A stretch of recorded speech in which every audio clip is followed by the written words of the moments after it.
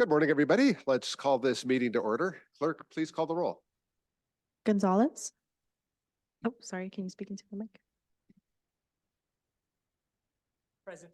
Thank you. McCann. Present. Thank you. Donovan. Here. Montgomery Stepp is absent. Goebel. Here. Leyba Gonzalez. Leyba Gonzalez here. Dillard is absent. Mendoza. Here. Bush is absent. Frank. Here. Moreno is absent. Elo Rivera is absent. Gloria is absent. Whitburn. Here. Hall. Here.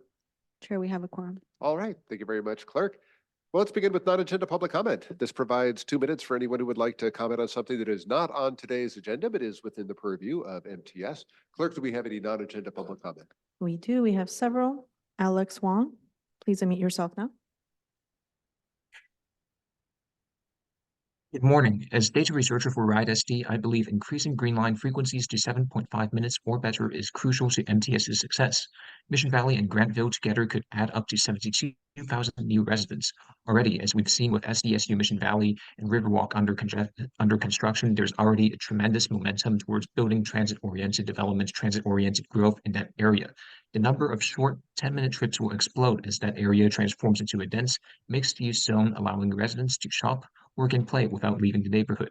But if the trolley comes only every 15 minutes, people will make these 10-minute trips by car instead of by trolley.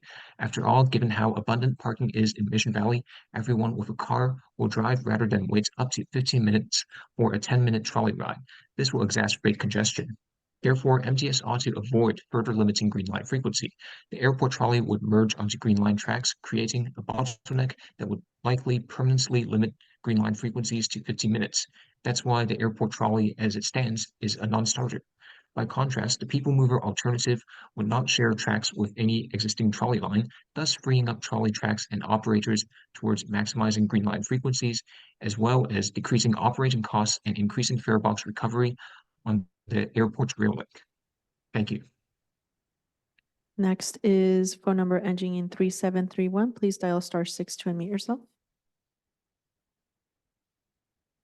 Hey, good morning, everyone. Matthew, dude, where's my training coffee?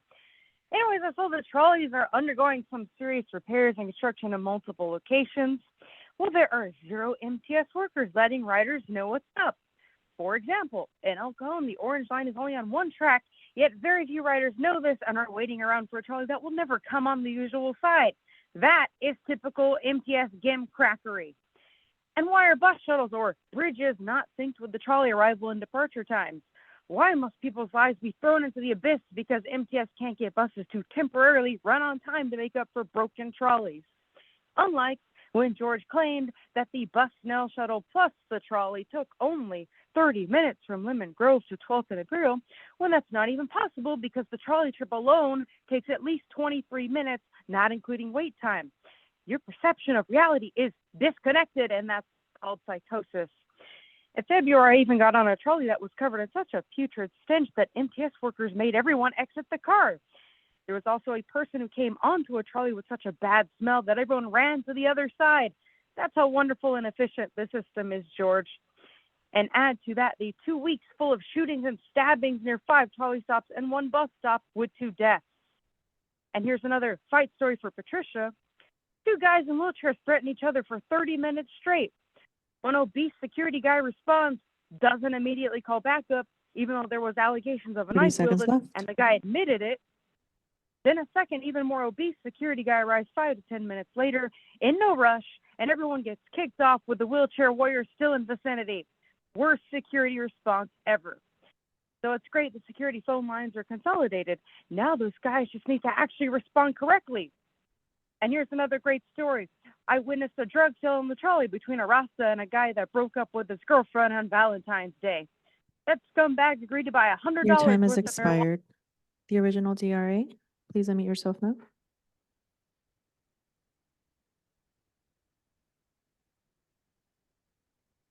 Yes, so as we are, having this invasion on our border that nobody wants to acknowledge, and we are having a border patrol drop off illegals who have committed a federal offense and have still not been determined whether or not they can stay.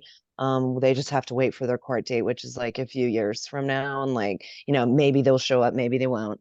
But it's interesting to see that at Iris Transit Center, there's even more human trafficking going on beyond the human trafficking that our government is doing. And we have children that can ride for free.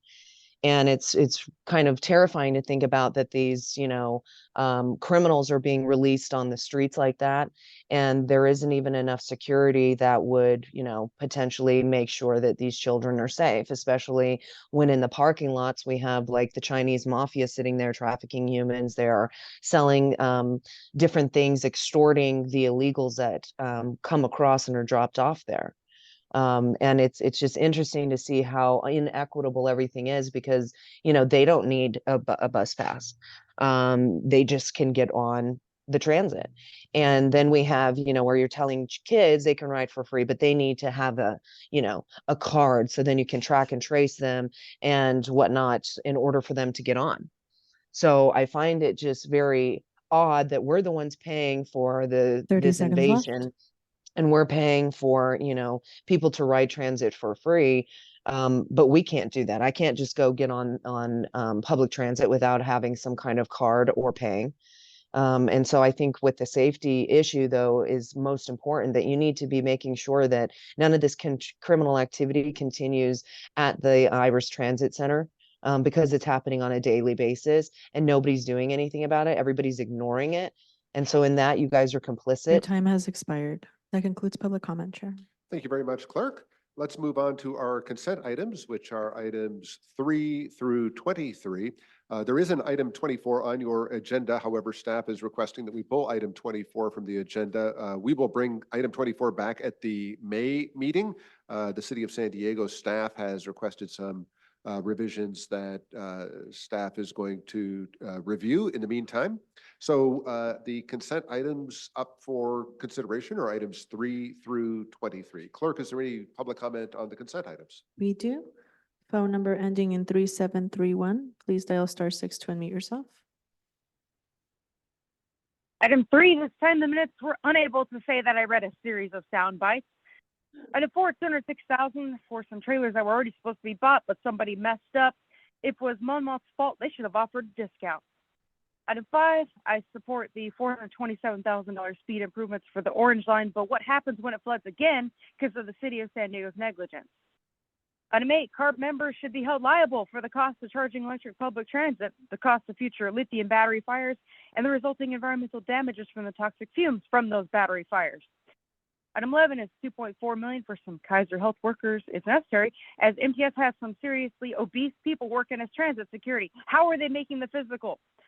Item 12, $402,000 for new digital signs that better provide updates to shut down trolleys and buses, because the MTS workers and drivers sure don't. Item 13, 14, and 15, no to $14 million for the accordion ghost buses and infrastructure. It sounds like the fiber optic cables will require the tear up of the residential streets of Imperial Beach. Also, MTS staff needs to start doubling their out of touch with reality cost predictions. It's called inflation. How can they be off by more than 50%? That's an S. Item 16 has a typo on the word trolley in the second paragraph. Item 18, MTS has acquired a building and now has to kick the tenants out, while CRA and Epic Land have made billions off the state from taking away car lanes. Item 20, $95,000 plus $60,000 a year for restrooms at the SDSU station. They wouldn't get 30 as seconds damaged as left. drug dens if, 1, there's 24-hour security, and 2, in order to use them, a valid Pronto card had to be shown. I support this attempt, especially at a central location, but expect security issues again. Item 21, I support a new track connection between the blue and green trolley lines at 12th and Imperial. The current disconnect is awkward and hard to find, especially at night, so add more signs and lighting. Item 22, telematics is a nice word for tracking. And item 23, instead of battery electric buses for $8.6 Your time has million, how about expired. The original DRA, please unmute yourself now. Yes, so you have several items that are addressing the Iris Rapid Transit Center and the bus stop. So, you're going to be spending millions of dollars on these contracts. And when we have this, these people being dropped off at the Iris Transit Center, it's a little bit, concerning to think that we are going to be spending millions of dollars to improve that site when it's being flooded with illegals. I don't understand why we are, that's something, I mean, and at that point are you going to be moving the illegals to another area where they're going to be dropped off? Is it going to be up at Old Town, so they have to go further to drop them off? I don't know, but this is a lot of money to be spending in this area, when that is actually going on at the same time. And then, the overhead, charging system for Imperial Avenue, this contract, we need to be looking into all of the radiation and different health effects that this type of infrastructure causes, not only to the drivers, but just anybody near that system because of the radiation. It's basically like cooking us from the inside out. So I think that, before you continue to 30 do seconds more of left. this overhead charging or any of this EV charging and continue down that path, that you need to look into the health effects that it has, on the people that would be near that, item, or just in the vicinity of it, like the drivers and whatnot. So you're never looking into that. You're just always kind of pushing this climate stuff and not looking at this, safety hazards that it is creating in the community and to your own staff, and employees. Your time has expired. That concludes public comment, Chair. All right, thank you very much, Clerk. Really appreciate that. Do we have a motion to approve the consent items? Items 3 Motion to through approve the 23. remaining items on the consent calendar. So moved. Thank you, Director second McCann. Thank you, Director Hall. And I want to express my appreciation to the CEO, Sharon Cooney, for partnering with SDSU. This is an important advance.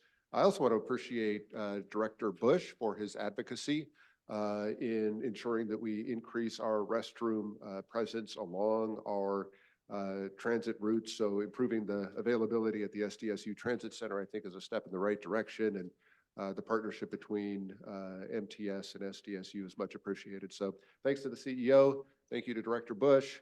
Glad to see this happening. If is there any further discussion on the consent items? If there are none, then all those in favor of approving the consent items, please signify by saying aye. Aye. Aye. All those opposed, please say nay. That motion carries unanimously. That brings us to our discussion and report items, beginning with item 25, the independent salary study results and implementation of recommended pay grades and ranges. And we're going to invite Jeff Stumbo to kick off this presentation. Good morning. I'm Jeff Stumbo, the Chief Human Resources Officer for the MTS, and to my right is Brendan Shannon, the Director of Human Resources and the lead project manager for this study. And to his right is T.L. Cox, the Vice President of the Siegel Company, who conducted this study on behalf of MTS. This morning, Mr. Cox is going to present the outcome of the independent salary study regarding MTS's unrepresented workforce, which is comprised of approximately 420 administrative employees, frontline supervisors, and managers. Before I turn it over to Mr. Cox, I'm going to briefly describe the history and challenges that led MTS to hire the Siegel Company to conduct this study. MTS's salary ranges and grades had not been independently reviewed since 2012. The proposed structure we're going to review today is designed to ensure that MTS pays at market, or the average of our peer agencies. Recent economic challenges make our efforts to attract and retain qualified employees very difficult with our outdated salary structure. The increase in cost of living and the general labor market competition has led MTS to have high turnover in many frontline positions, such as bus operators. In response, MTS has increased compensation and improved working conditions for these frontline workers. However, those pay increases have created a pay compression between frontline workers and frontline supervisors. Additionally, our outdated structure has made it difficult to attract and retain qualified employees in key administrative positions. In 2022 and in 2023, many administrative departments suffered significant turnover in excess of 50%. And when you have turnover that high, it leads to a loss of productivity, loss of organizational knowledge, and leads to poor morale for the remaining employees who have to pick up the additional workload. To address these challenges, MTS sought to hire a qualified consultant to update our salary structure. After a competitive procurement, the board authorized MTS to enter into a 5-year agreement with the Siegel Company on June 15th, 2023. Today's presentation is the result of the first 2 salary studies included in this agreement with Siegel, and the next one is scheduled for 2028. And with that, I'll hand it over to Mr. Cox for the presentation. Good morning, everyone. Thanks for taking the time to have us here and present the results of this very important study. As we're going through it, please let me know if you have questions. I'd be more than happy to speak with you in detail about anything included here.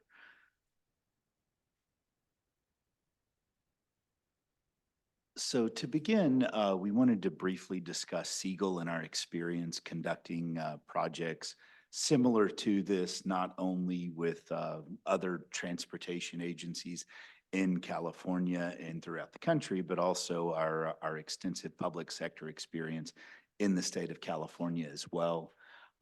We are a national privately held firm.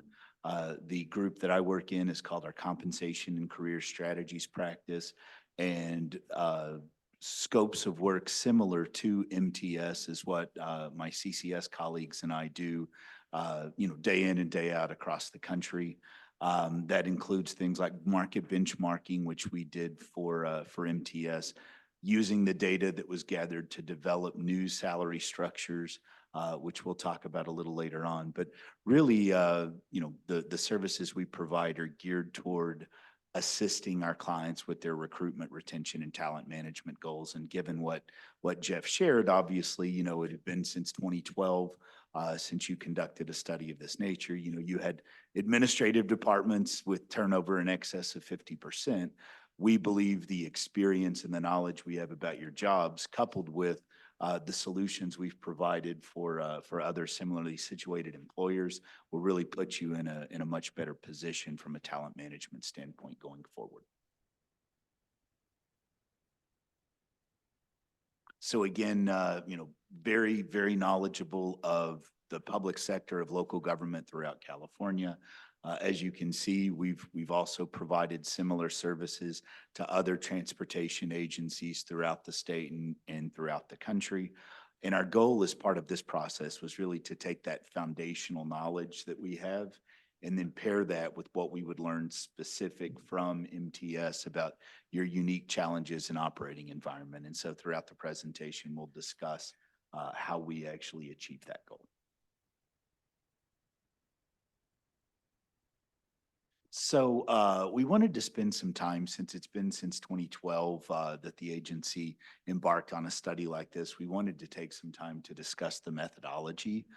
So beginning first at the top there with number 1, we worked in a very collaborative process with MTS to identify the benchmark jobs, to determine what agencies will be gathering and analyzing market data from, and to pinpoint the published survey sources that we use to represent private sector data. And we'll talk a little later on about what that means.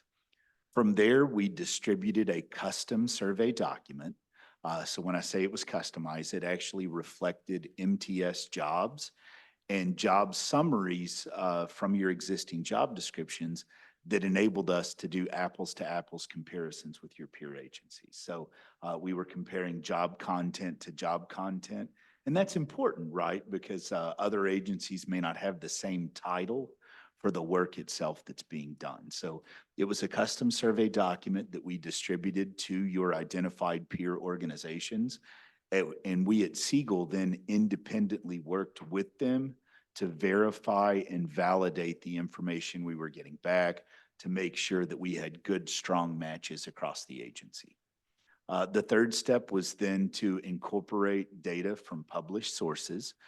Those that we used we'll talk about later, but they're reputable, they're industry standard. I would use the term they're best practices, and they also enable you to match jobs based on content. So we were pulling good, strong apples to apples comparisons throughout the greater San Diego area.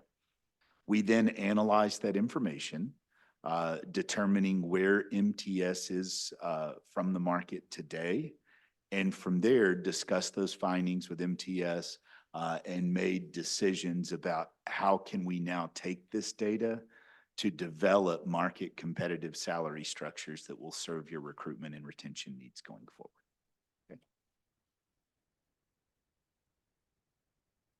So the key deliverables of that analysis. So at the beginning, we worked directly with MTS on an initiation phase that enabled us to do what I mentioned a moment ago, to take that foundational knowledge we have of public sector agencies throughout California, of public transportation in California and nationally. The initiation phase really enabled us to take that existing knowledge base and apply it to your specific needs, concerns, and to achieve the goals that you had outlined as part of that competitive bidding process Jeff alluded to.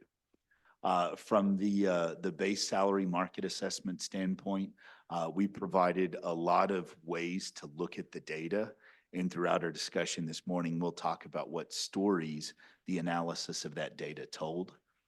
From there, we did develop completely new salary structures. So this was a top to bottom rebuild of the pay ranges that you offer these positions, and in particular, how you can avoid the compression that was alluded to given the emphasis the board has made in some of the union positions previously. And now we're here to discuss with you today the implementation process and what that will enable you to achieve, as well as a process. You heard Jeff allude to the fact that we have a multi-year contract, as well as a process that you can use to keep this investment in your workforce up to date going forward. So as part of the initiation phase, we met with key stakeholders from across the agency. And our goal in those meetings was really to understand the specific operational challenges that they had been facing, areas where they believed inequities existed, and really to understand where have they recruited people from and where have they lost people to. And so what we wanted to summarize on the screen for you is some of the criteria that was used in determining who to compare MTS against. And so starting at the top, certainly the agencies who provide similar services are going to have really strong, accurate matches, right? So, people that supervise bus operators, by way of example, if you're not looking at other transit agencies, you might not find a similar job title to that. So similarity in services is important. Size and complexity too contributes to good, strong matches, because agencies similar in size or similar in complexity to your own are likely enough to have a broad enough employee and job title basis that you can have meaningful comparisons. Proximity is very important. I think were you to ask HR for many of your jobs, some of those Jeff alluded to, experiencing 50% turnover. A lot of the agencies those folks are going to are probably going to be other organizations around this area, because if I'm an IT person or I'm an accounting person or I'm an administrative support person, I don't have to work just in transit, right? I can work in the private sector. I can work for other public agencies. And so organizations in the immediate area are direct competitions in the market for talent. Organizational structure, of course, is important because that's what contributes to our being able to find similar jobs in other agencies. Cost of labor, Jeff alluded to this in his opening remarks as well. Obviously, the workforce trends in the greater San Diego area are different than they are in other parts of California. And so, sorry, it changed.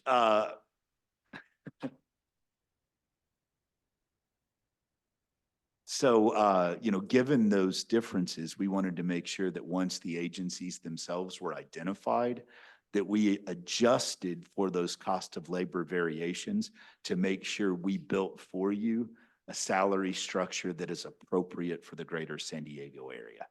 And then overall, you see there at the bottom, number 6, once you take each of those elements into consideration, ultimately what's important is that the agencies you're using as comparisons meet a litmus test for, can I understand why these were the organizations we were benchmarked against? Okay. So the organizations that were identified, throughout that process, you can see a variety of transit agencies throughout California, a couple of neighboring California cities, and then some national transit agencies, as well as the San Diego Association of Governments. So again, what we at Siegel did was develop that custom survey document that we alluded to previously, and then our staff worked with the staffs at these respective organizations to gather, analyze, verify, and independently validate what pay ranges, what salary offerings they have for jobs that are similar to the MTS positions. And you can see we got really excellent response rates. And when we go through the information a little later on, you'll see we had a lot of really robust compensation data that we could use in making the recommendations we're bringing before you today.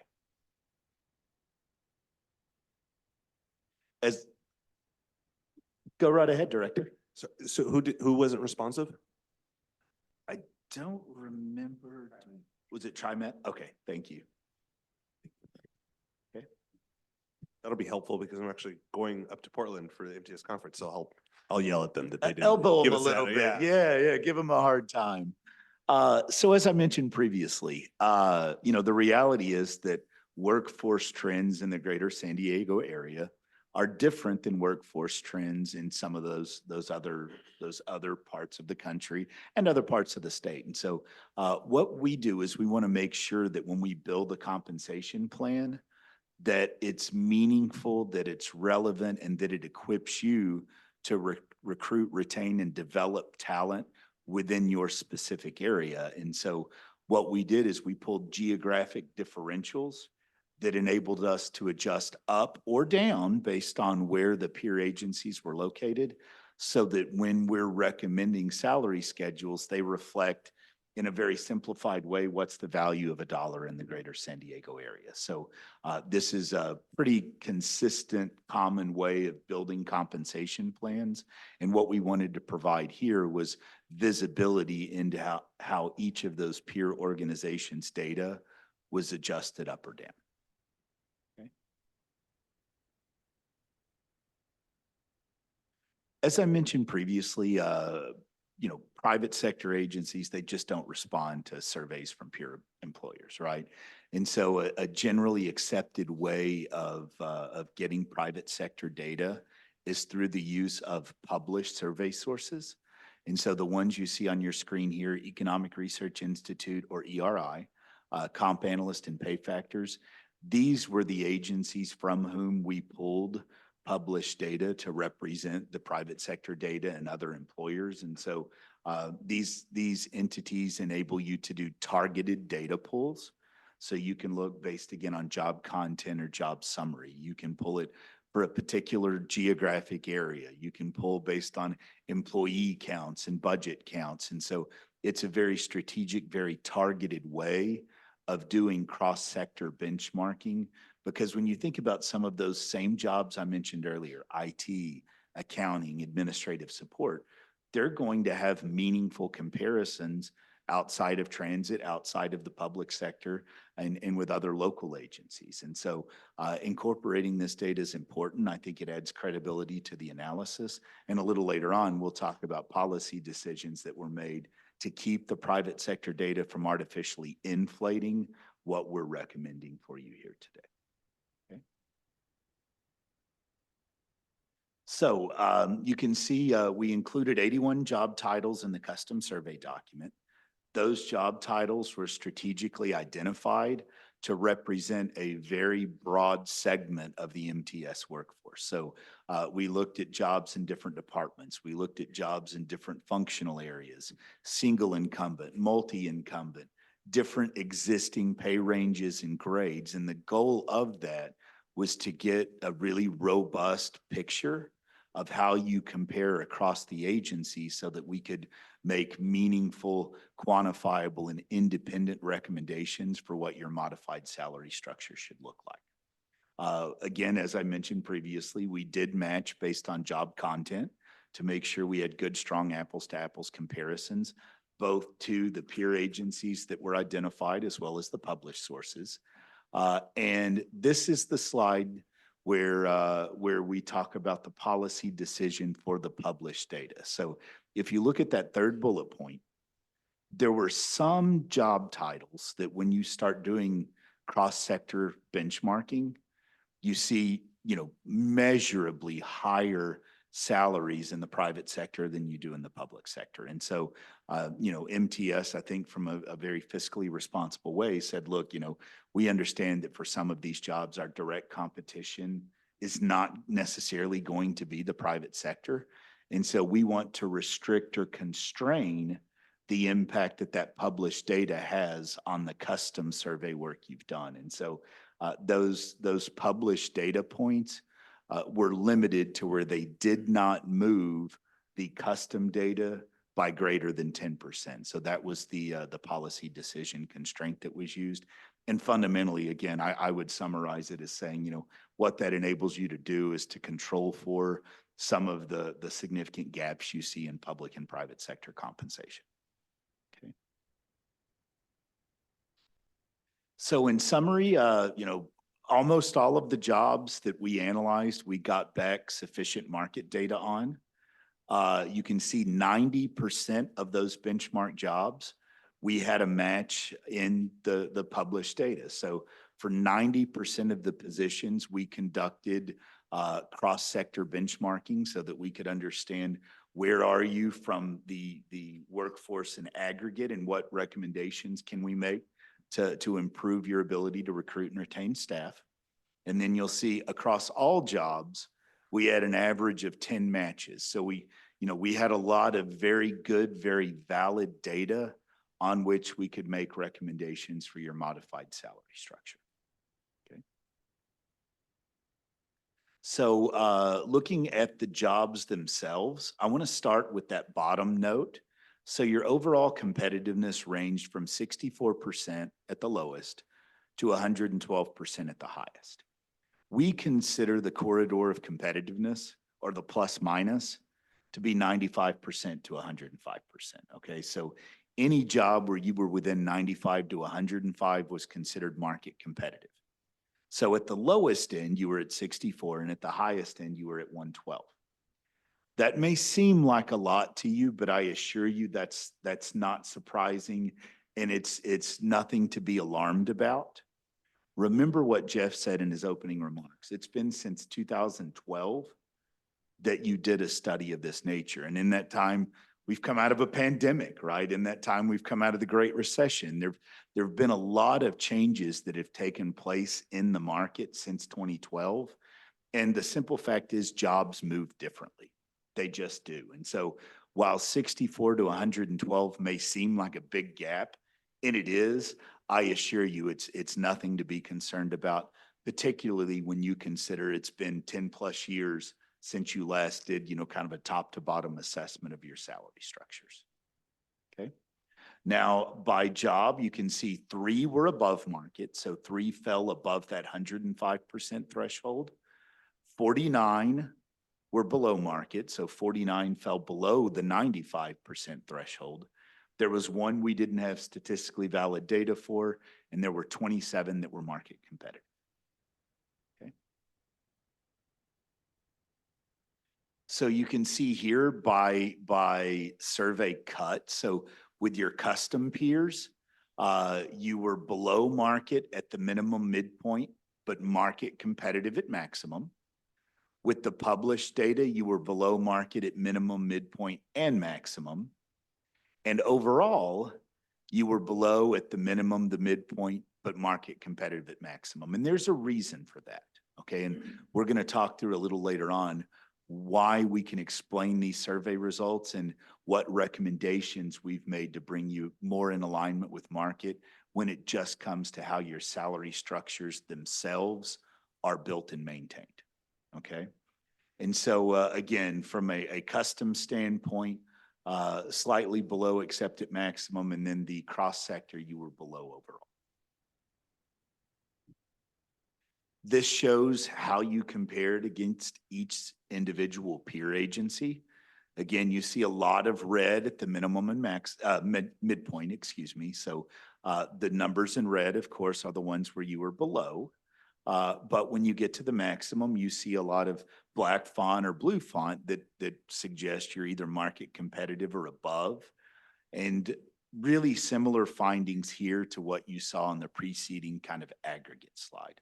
Okay, so this is a recurring theme. Remember, below market at minimum, below market at midpoint, generally market competitive at maximum, okay?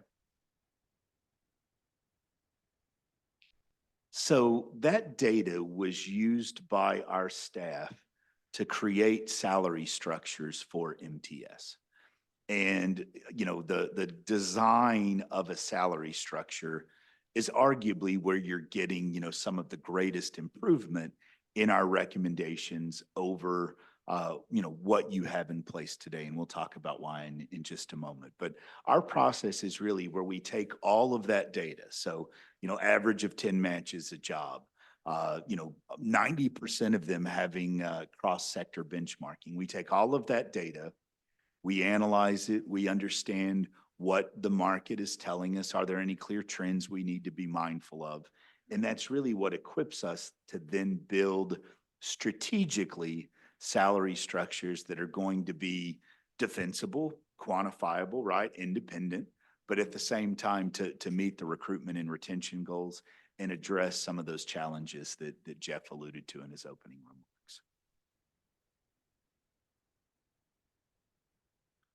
So strategically speaking, remember what we talked about. Overall, you were below minimum, you were below at midpoint, but market competitive or maybe a little above at maximum.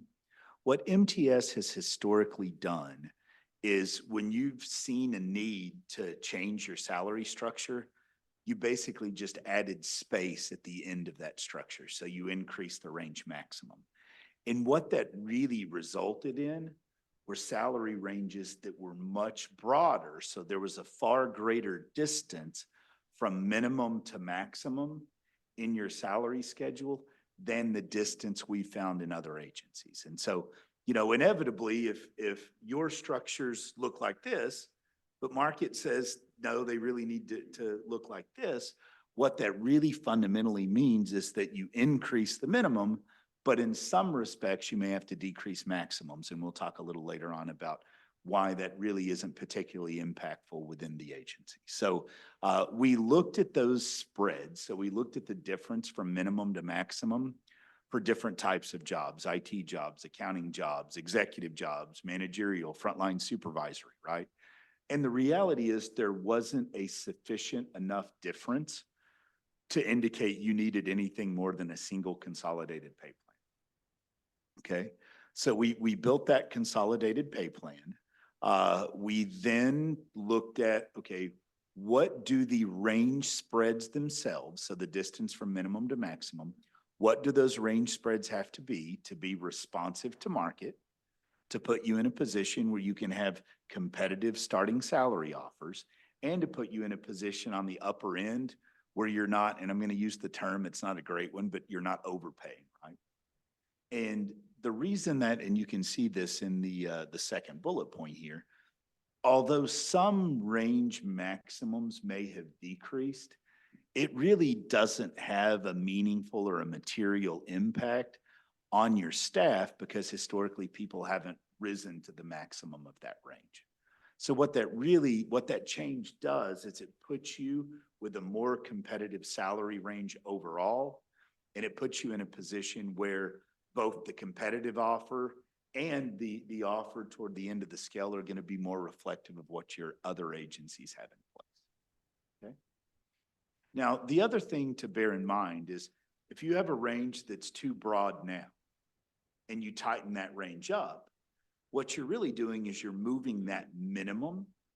And so because historically you may have started some people close to that existing minimum, which may have been low, in creating these new structures, it's also important to adjust the salaries of the people in the range today so that you're not creating compression. So put another way, I don't want someone with 20 days on the job and someone with 20 years on the job to make the same salary, right? That's compression, that's a problem. And so when strategically redesigning your new salary plan, it's important to look at not only the ranges that you're paying people within, but what your existing employees make so that you're not contributing to compression problems that you heard in Jeff's opening remarks, you really need to try to avoid. Okay. So for grade placement, we at Siegel took all of that salary survey data. We then created, again, market competitive or market responsive salary structures and pay ranges. We then aligned MTS's jobs throughout those pay ranges based on the analysis of market data and based on the analysis of your existing job descriptions. And I can't emphasize this enough. This is an independent, this is a third party.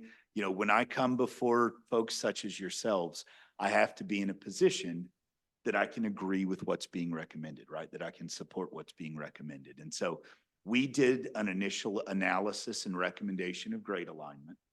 We then provided those recommendations to MTS and afforded them an opportunity to comment on them.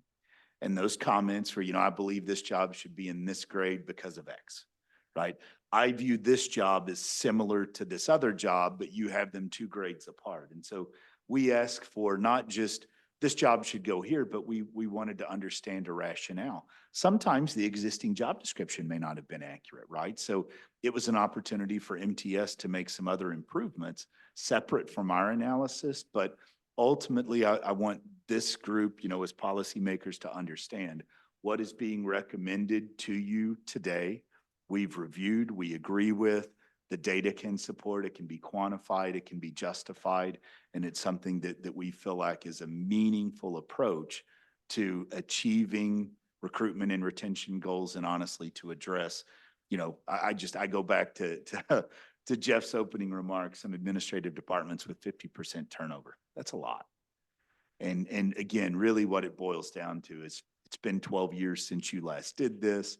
The market has changed, jobs have changed, labor pressures have changed. And so now what you have is a strategically designed salary schedule that enables you to be responsive to those changes.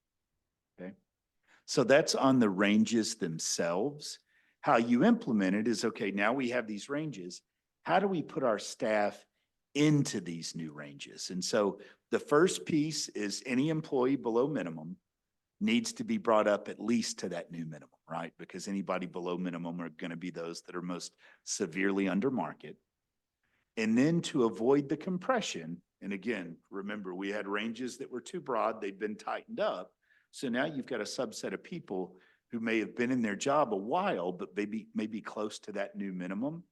So to avoid compression, what we looked at was, okay, how do we place people throughout these ranges based on the most defensible criteria that can be provided?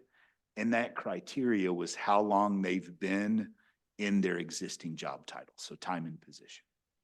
Okay.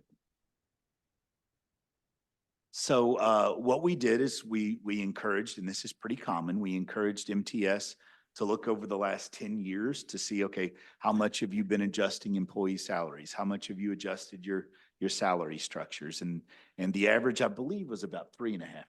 Is that right? 3.1. What MTS did was take a slightly more conservative approach and said, okay, we're going to use 2.5%. So 2.5% was the number that was targeted for spacing employees throughout the new ranges. Okay. MTS also wanted to be, fiscally responsible and say, hey, we want to put some constraints in this implementation process. And so one of those constraints is no one can go past 84% in their pay range. So it's not like we implement it and immediately put somebody at maximum. Okay, so there's still going to be room for people to grow in the future. And then the maximum increase for any one employee was 25%. And what I encourage you to remember is any employee who's getting an increase that large has been in their pay range an awfully long time, right? Since these calculations are being based on how long they've been in their role. Okay. So really what you're doing is you're catching up. That's a reasonable way of looking at it. So the cost breakout, remember there's two pieces to this. The first is adjustment to minimum. So anybody below the new minimum being brought up. You know, that's one piece, and you can see that's 397,000. The other piece is to place employees throughout those ranges based on that defensible time and position criteria. And so that's what you see, the compression and pay equity adjustments. So overall, it's about 2.2 million, and that represents about 6.25% of payroll. So, you know, 2.2 million or 6.25% of payroll. And I have to tell you, as someone who does this across the country, while that's admittedly a lot, right? The fact that not only are you implementing market competitive salary plans, but the fact that you're also alleviating compression and you're doing so to the tune of 6% of payroll is really a pretty positive step in the right direction. Okay. So your implementation cost, you know, this was analysis that HR did. You can see that the bulk of your cost is going to those between grade 0 and 13. And so, you know, that is for the most part going to be your individual contributor roles, frontline supervisory roles, things of that nature. You can see it broken down again by grade and the number of employees that are receiving those increases. Okay. Now, if you'll permit me, COMPA ratio, COMPA-RATIO, that is a metric in compensation system administration that measures someone's base salary to the midpoint of their pay range. So it's a ratio of an employee's base salary to the midpoint of their salary range. And so what you can see here is that with these compression-based adjustments, so with your taking employees and putting them throughout these new ranges, your COMPA ratio actually goes from 89% to 95%. And from a compensation management standpoint, the midpoint of a range is realistically what the market value of a job is. And so what this is saying is that after all of these adjustments, you're within you know, kind of a target of being a market-based plan, not only with the job titles, but with the employees throughout their job classifications based on how long they've been with MTS. Okay. So the distribution by level in the organization.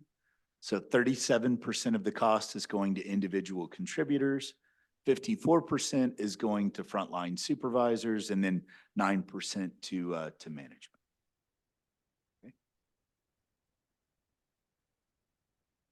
We've got some statistics here, I think, that explain, you know, how the dollars themselves are being applied to the MTS staff. So you can see 60% are getting an increase.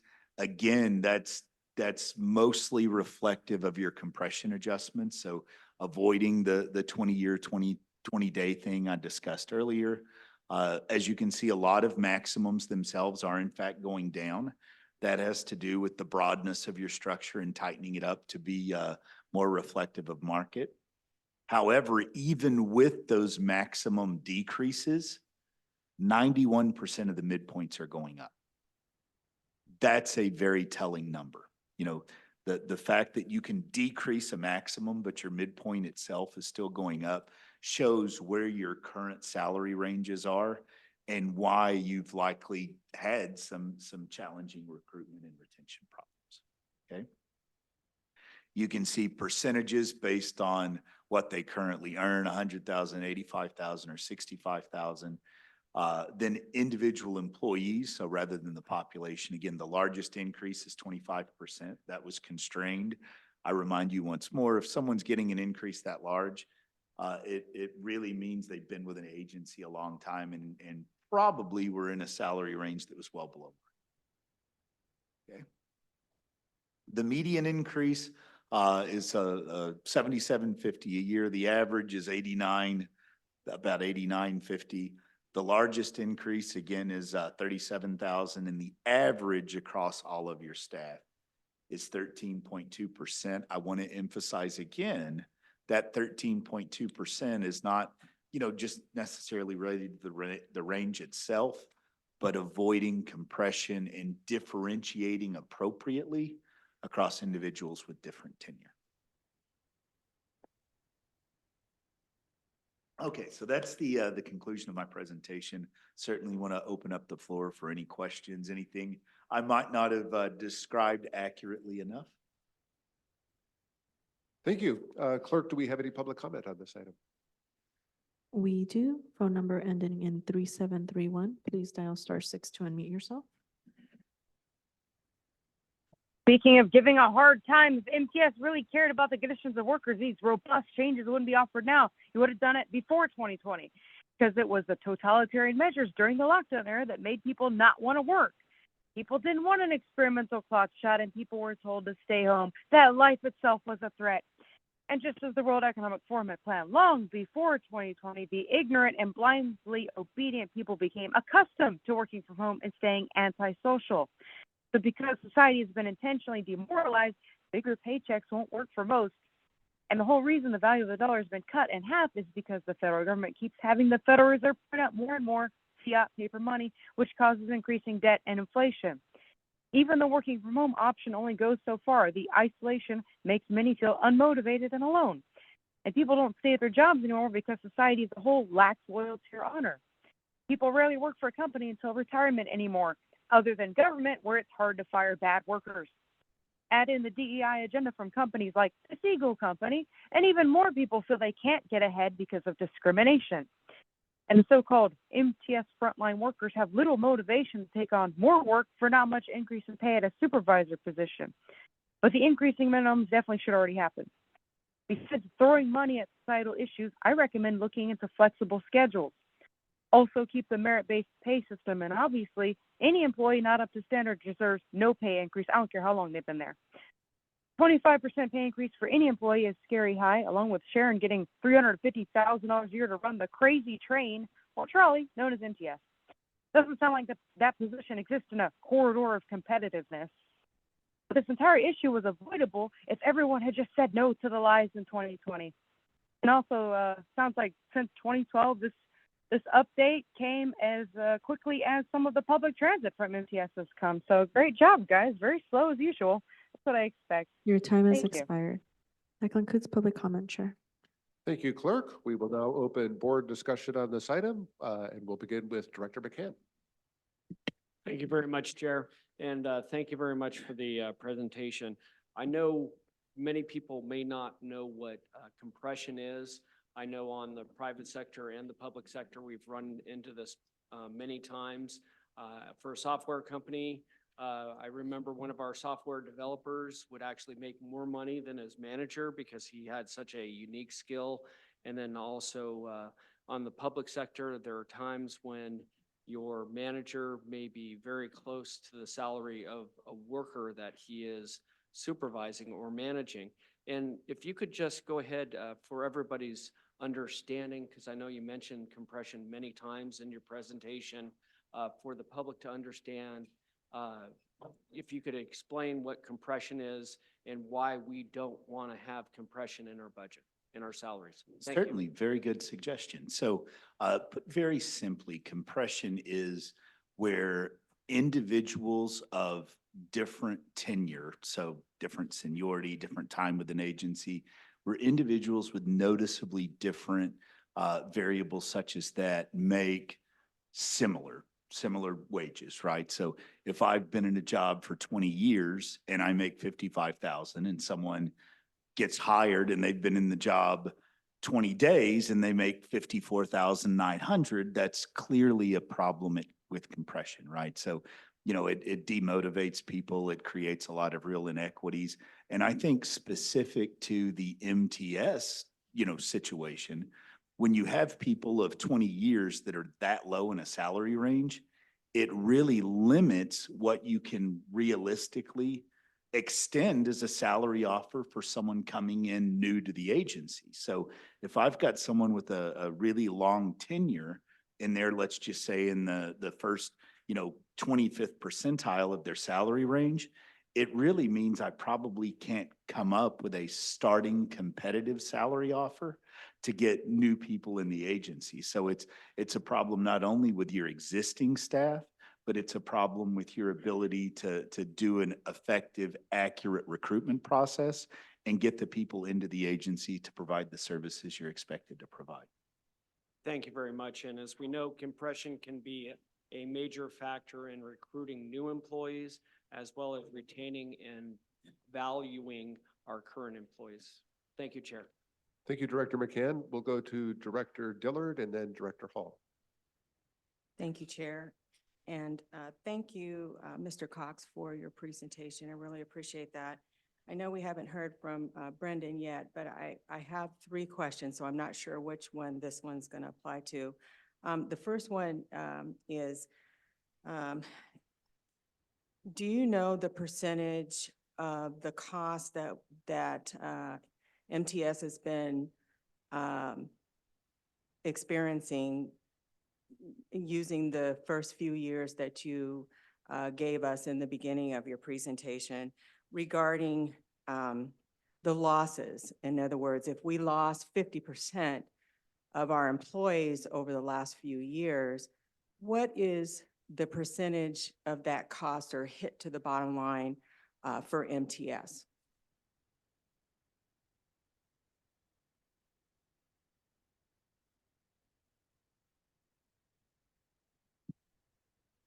Thank you for the question. The short answer is I don't have the exact number, but I think the question is very important in that there are obviously quantifiable costs to turnover, hard costs like recruitment, and additional softer costs to loss of productivity, but I don't know the number for that period of time, but could easily provide it later. Okay, I would appreciate that. Thank you very much. My second question is, and again, I haven't heard from Brendan yet, but I'd like to see, I'll use it as a suggestion, I'd like to see some type of deferment program, perhaps with a cap. For instance, you know, $2,000 to $2,500 a year as a cap, with a dollar for dollar addition as an incentive to retain existing employees, and maybe also increase the opportunity for others to see why they should seek out a position with MTS. I don't know if you have any response to that, or if you had already, if that's a part of your presentation. What she's suggesting is that we would put into a deferred comp program for employees, similar to what businesses in the private sector do. Yeah, I think all options are on the table, but what I think we're ideally trying to do now is address salaries and see how that works. We do think our benefits are really generous in comparison to other agencies. So it's something we could look at, but we don't have any plans to do that. And this set of employees all have pension, right? Yes. And what is there a match? And if so, what's the cap? So for this group of employees, they're all in CalPERS and or the San Diego Transit pension plan. And we also offer defined contribution plans for this group, but we don't match any into it. The employee pays 8% into their pension, and MTS pays between 13% and like 40% into the pensions on behalf of the employees at San Diego Transit. Yeah, yeah, I'm aware of the CalPERS and the pension, but I just wanted to throw it out there as a possibility to enhance employees. Obviously, if we're 50% at a 50% loss, that's pretty serious. And in this market right now with inflation and high gas prices, high rentals, high purchase prices for homes, it certainly could be a benefit and maybe not as expensive as it sounds.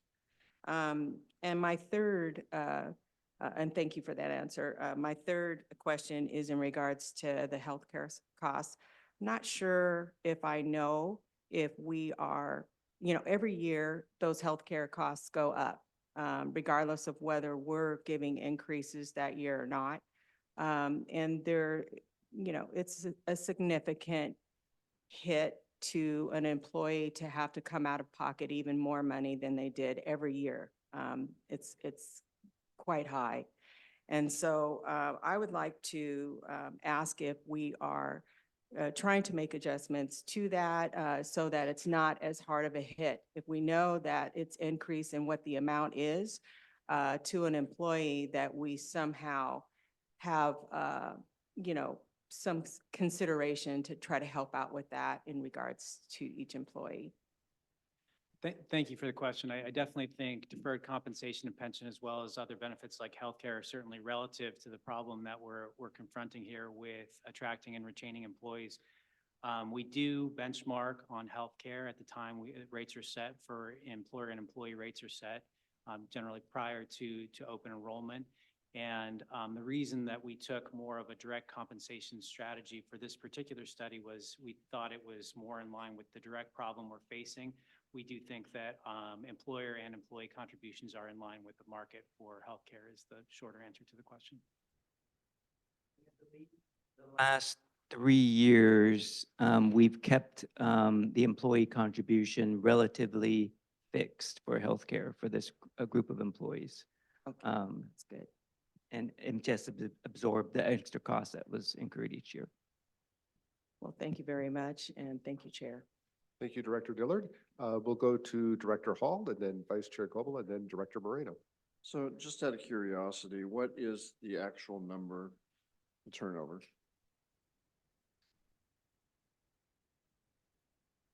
Or, you're talking, it could be 2 employees in a group and one of them leaves.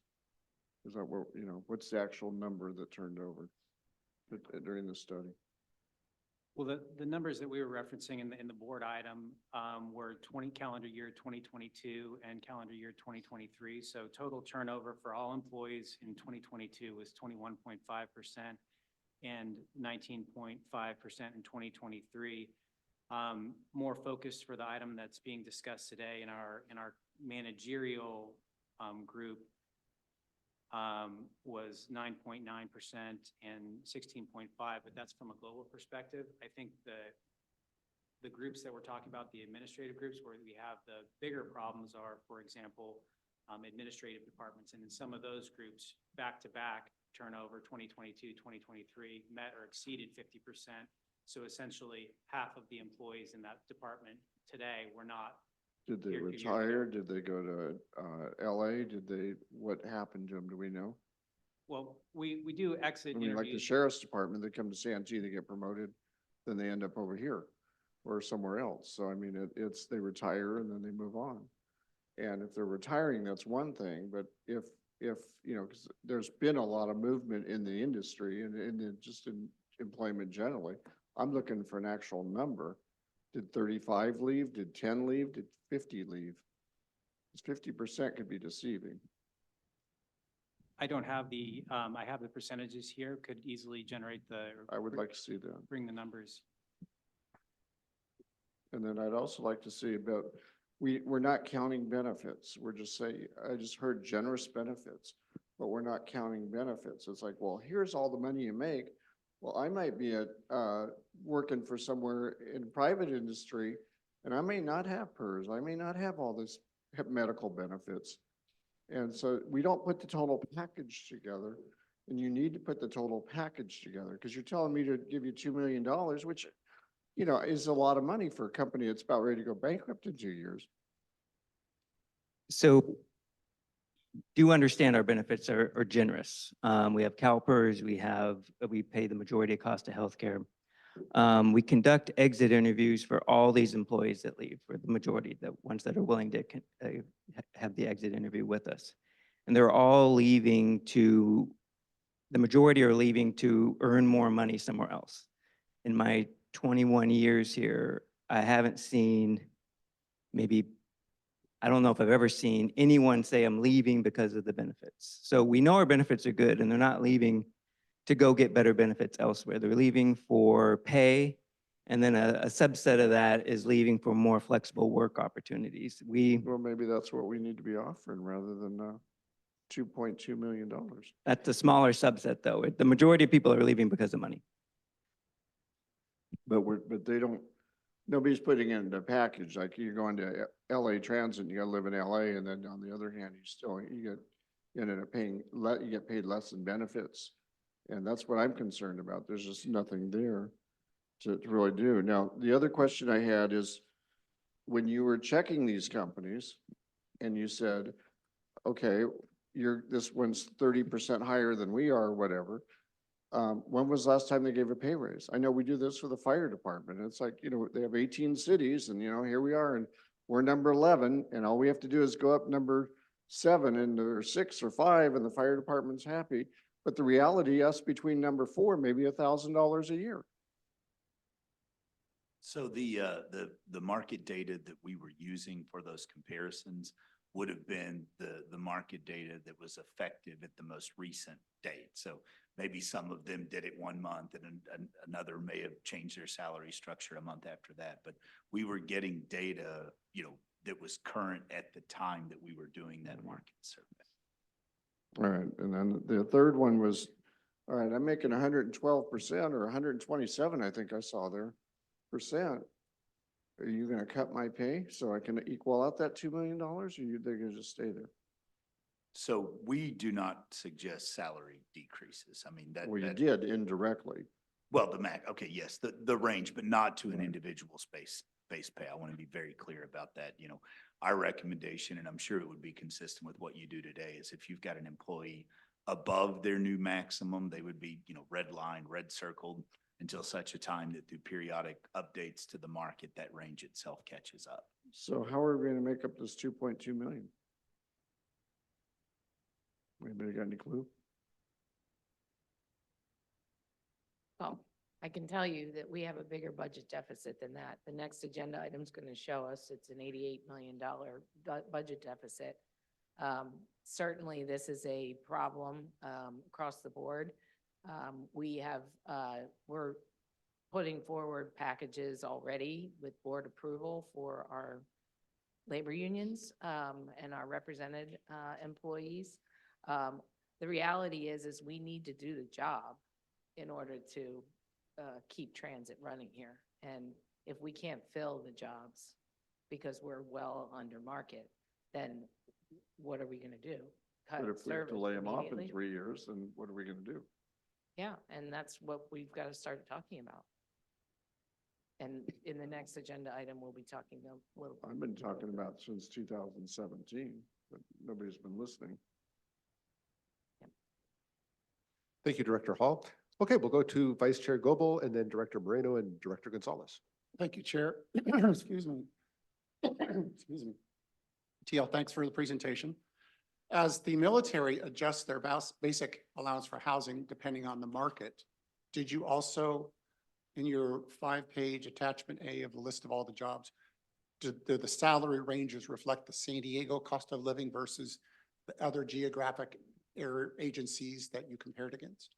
So I'm going to provide a simplistic example. The short answer is yes, but it's a cost of labor index and not a cost of living index.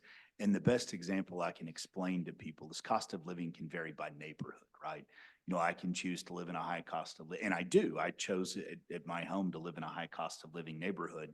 because the public school system that's there has an international baccalaureate designation, right? So some of those are personal decisions that a compensation plan really shouldn't subsidize, for lack of a better term. But I think your real question is, okay, there's a difference in what it cost to be in San Francisco versus what it cost to be in San Diego. And that's what those cost of labor indices are that I showed here.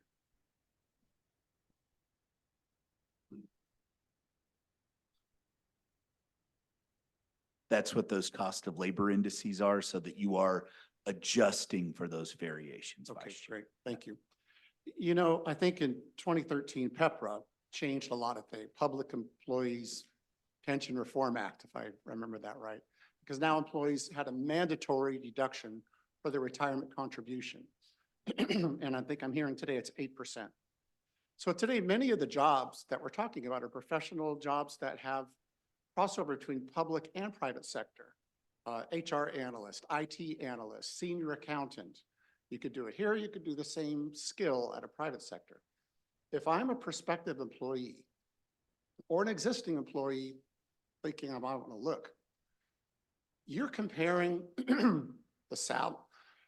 I'm sorry, I got a frog this morning. So let's say $100,000 is the midpoint for a senior analyst or something. Right away, we know their take-home pay is $92,000 that they'll be taxed on because they have a mandatory 8% deduction at MTS. In the private sector, their retirement is optional. They can take out up to $23,000 or something into a 401k, but it's optional. So if they're saying, I'm a prospective employee, where am I going to work? A place where I'm starting at 92,000 or starting at 100,000? And you still get the other 8% at the end of your career. But a lot of people today are struggling to make ends meet, even on a $100,000 salary. That makes a difference. And so I support when you're saying, let's make sure that we're peer with market, that we're peer with agencies, that we're not losing people because of a defined benefit mandatory requirement. And I think that's why this study is so important, because at the end of the day, Sharon, you're right. We have to run a system. We have to have planners. We're down planners, and poor Dennis, he's going to have my hairline in about 2 years if he doesn't get some more help. And I think there's others in other positions that are like, we have to run a system. We have to plan routes. We have to evaluate routes. We have to do contracts. We have to do engineering, and we have to pay to what a competitor will pay and the requirements that we're under. So this was a very valuable study to say it's part of that package where we have, somebody's going to be looking, go to MTS or go to company X in the private sector, and what's my take-home pay? And that's why, boy, you need to do as much as you can to make it competitive given the environment. So I appreciate all the time you put into that. I think this requires a motion, so I'll be glad to make a motion to support the staff recommendation. Thank you, Vice Chair Goebel. We'll go to Director Moreno and then Director Gonzalez. Thank you for the presentation, and thank you to the Siegel Company for your analysis of the pay structure for our management employees. I am supportive of staff's recommendation because we have to right-size our management pay structure if we want to retain our employees, especially in light of inflation in the past few years. In executive committee, I mentioned that I was impressed with the rigorous nature of Siegel's report analysis of the competitiveness of management pay and benefits. And I requested that we look at contracting with Siegel to complete a similar report for frontline employees. Many of our frontline compensation decisions were made quickly to deal with pressing staffing shortages. And so I thought it would be of value to take a rigorous look at how our compensation of frontline employees compares with their counterparts in peer agencies. I understand that staff is exploring this option, and I am thankful for their willingness to do this. And I do look forward to seeing this analysis. And I do understand the concern that I think we're calling each other directors, right? That Director Hall has. But at the end of the day, we definitely do need to be compensating our employees, whether they be frontline employees or management. We are in a very competitive industry, and also we're nationally recognized. Metropolitan Transit System is, and so I think it behooves us to pay our employees what they deserve. So with that, I am happy to second the motion on the floor. Thank you. Thank you, Director Moreno. Director Gonzalez. Thank you, Chair. And I'll be supporting this motion as well with just a couple of comments, particularly in response to concerns raised by some of the other directors, especially Director Hall and Vice Chair Goebel. But first, let me say that Mayor and Member Director McCann beat me to the punch in addressing some of the issues of compression and compaction that you talked about. But I was coming at it from the opposite point of view, where I was thinking this, we're responding to the marketplace, but then in deference to avoiding the issue of compaction, it's setting off dominoes that are expensive for us to preserve the appropriate spacing between positions and experience levels. So what I would refer back to on page 17 is that I think the market and the indications, the study points to the biggest need for our action is in the entry-level pay range. I appreciate that we want to, especially as a public agency, maybe if we were a private agency, we wouldn't have quite the level of sensitivity to the issue of compression. But as a public agency, we have the sense of responsibility for it, and appropriately so. But as we take a look at the recommendations, I'm speaking specifically to the CEO and HR and look to adopt them, if there's gonna be any any level of savings that are gonna be, that we're gonna be looking to address, I think that we should be not looking at the entry pay level. On page 24, it kind of breaks down that the biggest costs are gonna be because of the domino effects from some of them are at the entry pay level, but then by trying to appropriately adjust everybody else, we see the biggest costs in the mid grade. So just out of concern for what Director Hall mentioned and the financial impact, I would just note that the biggest response that we have to make is at the entry pay level. After that, I think there's a room for a little bit more discretion on behalf of our staff, on behalf of the executives. So I'll make a note that in my perspective, the responsibility we have really is to respond to the economic conditions and the issues of attraction and retention by making sure first and foremost that we address the entry level discrepancies. Thanks. Thank you, Director Gonzalez. Do we have any further board discussion on this item? Seeing none, we have a motion from Vice Chair Goebel and a second from Director Moreno to adopt the staff recommendation. Clerk, please call the roll. Gonzalez, Aye. Aye. Donovan, Yes. Montgomery Stepp, Yes. Goebel, Yes. Leyba Gonzalez, Yes. Dillard, Yes. Mendoza, Bush, Yes. Frank, Yes. Moreno, Moreno, yes. Elo Rivera, Yes. Gloria is absent. Whitburn, Hall, Why we need, I feel we need to do more work, so I'm voting no. the motion passes with 13 members voting yes, 1 member voting no, and 1 member absent.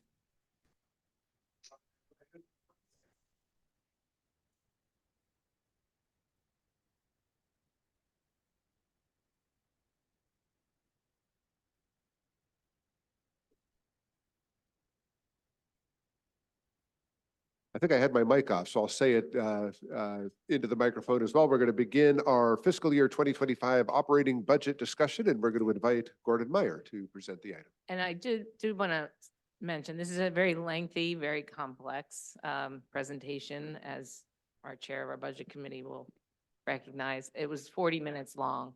And Gordon does an excellent job, but certainly any questions will be appreciated. But what we're really looking for is that the assumptions that we're making will be brought into the budgeting and working with the budget committee to really fine tune the FY25 budget.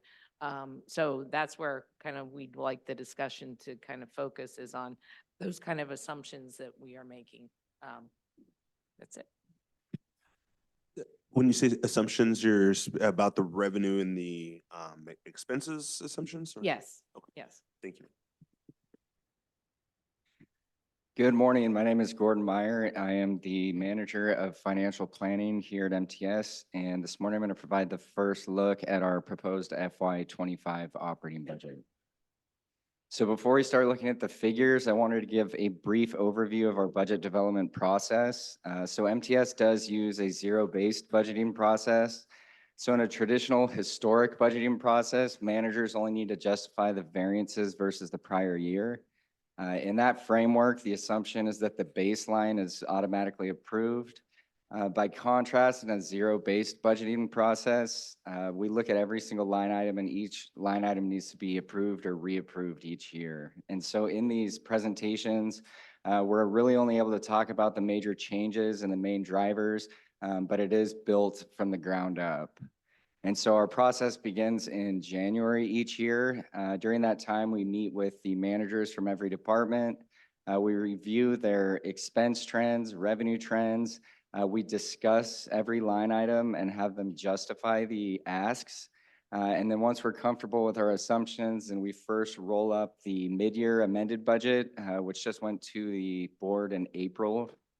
And then following a few weeks later, we do our first roll-up of the next year's budget. So today we're looking at the draft of FY25. It's still a rough draft because we're still finalizing some of our assumptions. So now getting into the figures, we'll first look at subsidy revenue, and within subsidy revenue, we'll first look at sales tax revenues. And so MTS receives 3 different sales taxes. The first we'll look at is Transnet. So Transnet is the 1/2 cent sales tax assessed in the San Diego region, and it's administered by SANDAG. And so each year, SANDAG provides us with an estimate for the regional total of funding. And so they're projecting $434 million for the region. For FY25, that represents a growth assumption of 1% over the FY24 SANDAG budget. We also receive an independent forecast from a company called Avenue, who is contracted by SANDAG to provide an independent forecast for sales taxes in the region. They're forecasting $441.1 million for the region, which represents a 2.7% growth assumption over FY24, the SANDAG budget.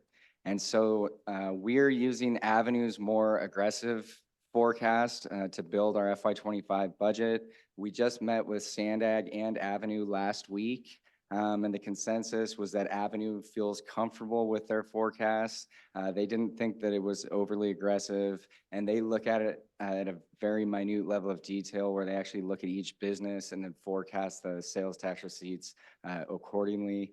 And so also historically, we generally come in favorable to SANDAG's target as well. So we feel comfortable using the more aggressive growth forecast. And then just something to note in the chart to the right, you can see in FY26 through FY28, there's a growing divergence between SANDAG's budget, which is the purple bars, and then Avenue's forecast. So this is something that we'll continue to monitor closely and continue to meet with them as we move on into the future.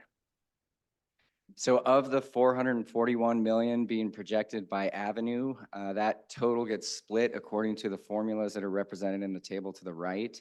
So 33% goes to the local systems improvement, which is to the county and cities for road repairs. And then 42% goes to the Major Corridors Funding Program, which includes major capital projects such as Mid-Coast and BRT projects when those were still under construction. And then next we have 8% that goes to new operations funding. So this is what provides us with our reimbursement for our ongoing operations and maintenance costs for our Transnet services. For MTS, that's our BRT routes, Superloop, as well as our Mid-Coast service. And based on our projected expenses and revenues, we expect to receive about just under 34 million for cost recovery for those items in FY25. And then we did think it's worth noting that we only expect to receive full cost recovery from Transnet through 2030, which is before the sunset of Transnet in 2040. And that's based on the projected shortfall from Sandag. And then lastly, we have 17% of the regional total that goes to transit system improvements. And so this is what provides us with our formula share of funding each year. So there's the 17% gets allocated in a combined amount for MTS and North County, and then we get about 70% of that total. So our apportionment is estimated at just under 48 million for FY25. Of that 48 million, 5.5 million goes to fare discounts for the seniors, disabled, and youth passes, and then the remainder of 42.4 million can be used for bus and trolley operations. So next we'll look at Transportation Development Act, or TDA. So that's the statewide quarter-cent sales tax. This is also administered by Sandag. And so for this, Sandag provides us with an apportionment each year, and then we file a claim in the beginning of the year based on that amount. And so regardless of sales tax performance, we know this is the amount we're going to receive. If sales tax performance does better than what Sandag's budget was based on, then the excess revenue goes into a reserve at the county. If sales tax receipts come in lower, then we draw from the county reserve to make sure we receive that entire claim amount. And so this funding provides funding for both the operating budget as well as our capital budget. And for FY25, Sandag is actually using a negative growth assumption versus FY24 here of negative about 0.1%. This equates to a regional pool of just under 206 million for FY25. And then based on the regional sharing, we would receive 136 million of that, with 90 million going to our operating budget and the remaining 46 going to the CIP. And so we have reached out to Sandag and are currently working with them to see what the process would be like to claim an amount higher than what they're forecasting. This year, it's not as much of an issue. As you see, the Avenue and Sandag forecast are fairly close. But as we look at FY26 through FY28, we do see that start to diverge once again. So we do want to have that option as we go forward. Last sales tax is our state transit assistance. So this is derived from the state sales tax on diesel fuel, and it's a recurring formula fund that's administered by the state, and it's distributed based both on population as well as agency revenue. Back in FY18, STA was augmented by the passage of Senate Bill 1, which increased the formula share and then also introduced a smaller pool of funding called the State of Good Repair, but that can only be used for capital projects. We don't like to put a lot of this in the operating budget because of its volatile history. Through the years, there has been a history of the state diverting STA funds to meet its general fund obligations. And then it's also tied to diesel fuel sales, which has been a declining commodity and is expected to be a declining commodity going forward. And so as mentioned, this can be used for both operations and capital. The total apportionment is projected at 39 million for FY25. We're proposing putting 11.3 million of that in the operating budget, which is a return to our FY23 and prior years. We had brought that down by 2.9 million in the FY24 amended budget because we had a shortfall of STA and we wanted to leave the capital budget whole, and so we applied that decrease to the operating budget. However, for FY25, the capital budget was still under development, so we wanted to bring the operating funding back up to 11.3 million and then put the remainder in our capital budget. So next, we'll look at our another major source of funding for us. So a major source of our formula funds comes from the Federal Transit Administration, or FTA. So we receive a variety of formula funds that can be used for either capital or operations. And our primary source is from the Surface Transportation Reauthorization. And so the most recent reauthorization was the bipartisan infrastructure law that was passed in December of 2021.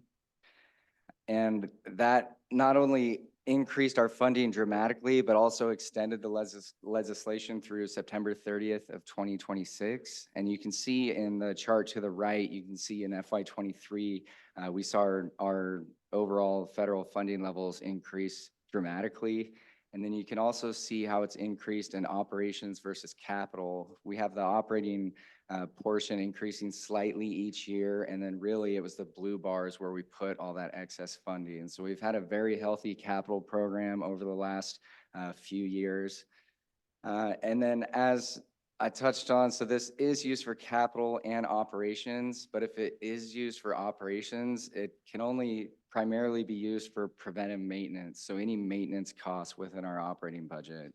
And so this funding, unlike the sales tax receipts that we receive as they're generated, for these, we have to incur the eligible expenses and then we submit a reimbursement package to the FTA once those costs are incurred.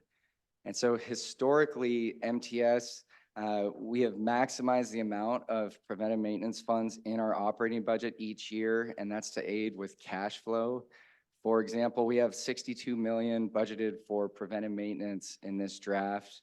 If we were to instead put that 62 million into a capital project that can take 2 to 5 years to complete, then you significantly reduce the cash that's being generated from that 62 million. And that's why we prefer to continue with that. On the next bullet, I have another practice we typically do highlighted. So anytime we increase the amount of federal preventive maintenance funds in our operating budget, then we take an equal amount of TDA and take it from the operating budget and put it back into the capital budget in order to keep the capital budget whole. And as we continue to address our structural deficit, which we'll get to on later slides, we think that's an area that we can make some changes and look at that methodology going forward. And so in total, our recurring federal formula funds are increasing by just under 2 million, and that's increasing the amount of preventive maintenance funds in our operating budget.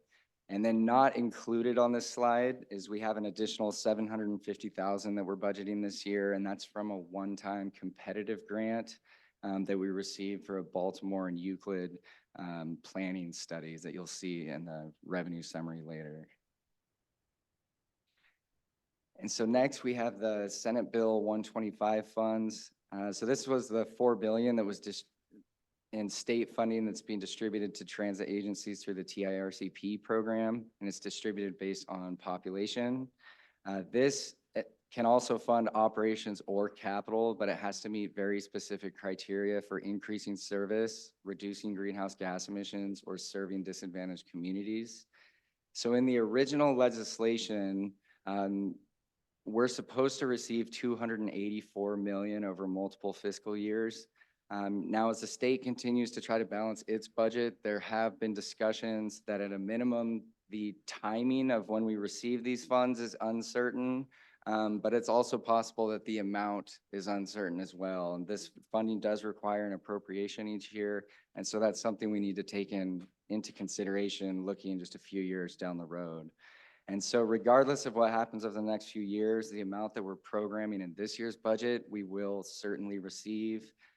So we're programming 19.7 million in the FY25 budget for the activities listed below. Those activities are highlighted by the increased service on the bus and trolley lines, a full year of Iris Rapid operations, and then a full year of our security enhancements that we introduced in FY24 as well. And then last slide on subsidy revenue. So we also receive a couple other sources. So we receive fast track revenue from SANDAG. The revenue that we receive is from the I-15 managed lanes. And this funding is used to subsidize services in the I-15 corridor. And so for MTS specifically, we receive $1 million to fund the rapid express routes, and then we're going to receive $2.5 million to fund the I-15 BRT routes. And so in total, we're projected to receive $3.5 million for FY25, which is the same level that we received in FY24 in the budget. And then lastly, we have a couple other agreements. We have one with the city of San Diego and then an agreement with UCSD to operate their shuttle. And so we're projecting to generate about $800,000 in revenue from those two agreements. And so we looked at subsidy revenue. So now we'll look at our operating revenue. And so first we'll look at passenger revenue within that category. So since the mid-year budget was approved and since it was generated, we've received January, February, and March revenue as well as ridership. And so during that time, we hit our ridership targets almost exactly. There's less than 0.1% variance. However, we missed our average fare assumption pretty significantly. And so we budgeted 98 cents. We're coming in at 95 cents. And although 3 cents doesn't sound like a big difference, it can be a $2 million difference when you're running it through our entire ridership for the year. And so taking this into consideration, we are projecting 7.5% growth for FY25. That equates to about $80.1 million in passenger revenue, which is an increase of $5.6 million. And that's based on a calculated 82.1 million passengers, which is a growth in ridership of 7.3%. And then we're still using an average fare assumption of 98 cents, but for a couple of reasons. First, we're implementing the open payment in mid-May of this year, so right before we start FY25, and that's when people can tap their credit card directly on the validator instead of purchasing a Pronto card. And so we think that's going to have an impact, one, for the convenience, but also you're going to see less people using passes, which have lower the average fare, and then more people doing like one-way trips and taps. And then the other factor is that we're still in the process of hiring the 47 new security positions that were approved in the FY24 budget. And so we're going to have a significant increase in the visibility on the trolley lines. And so we expect that to keep our average fare closer to what we budgeted this year as well. And so with those two things combined, we think this is a fair estimate for FY25.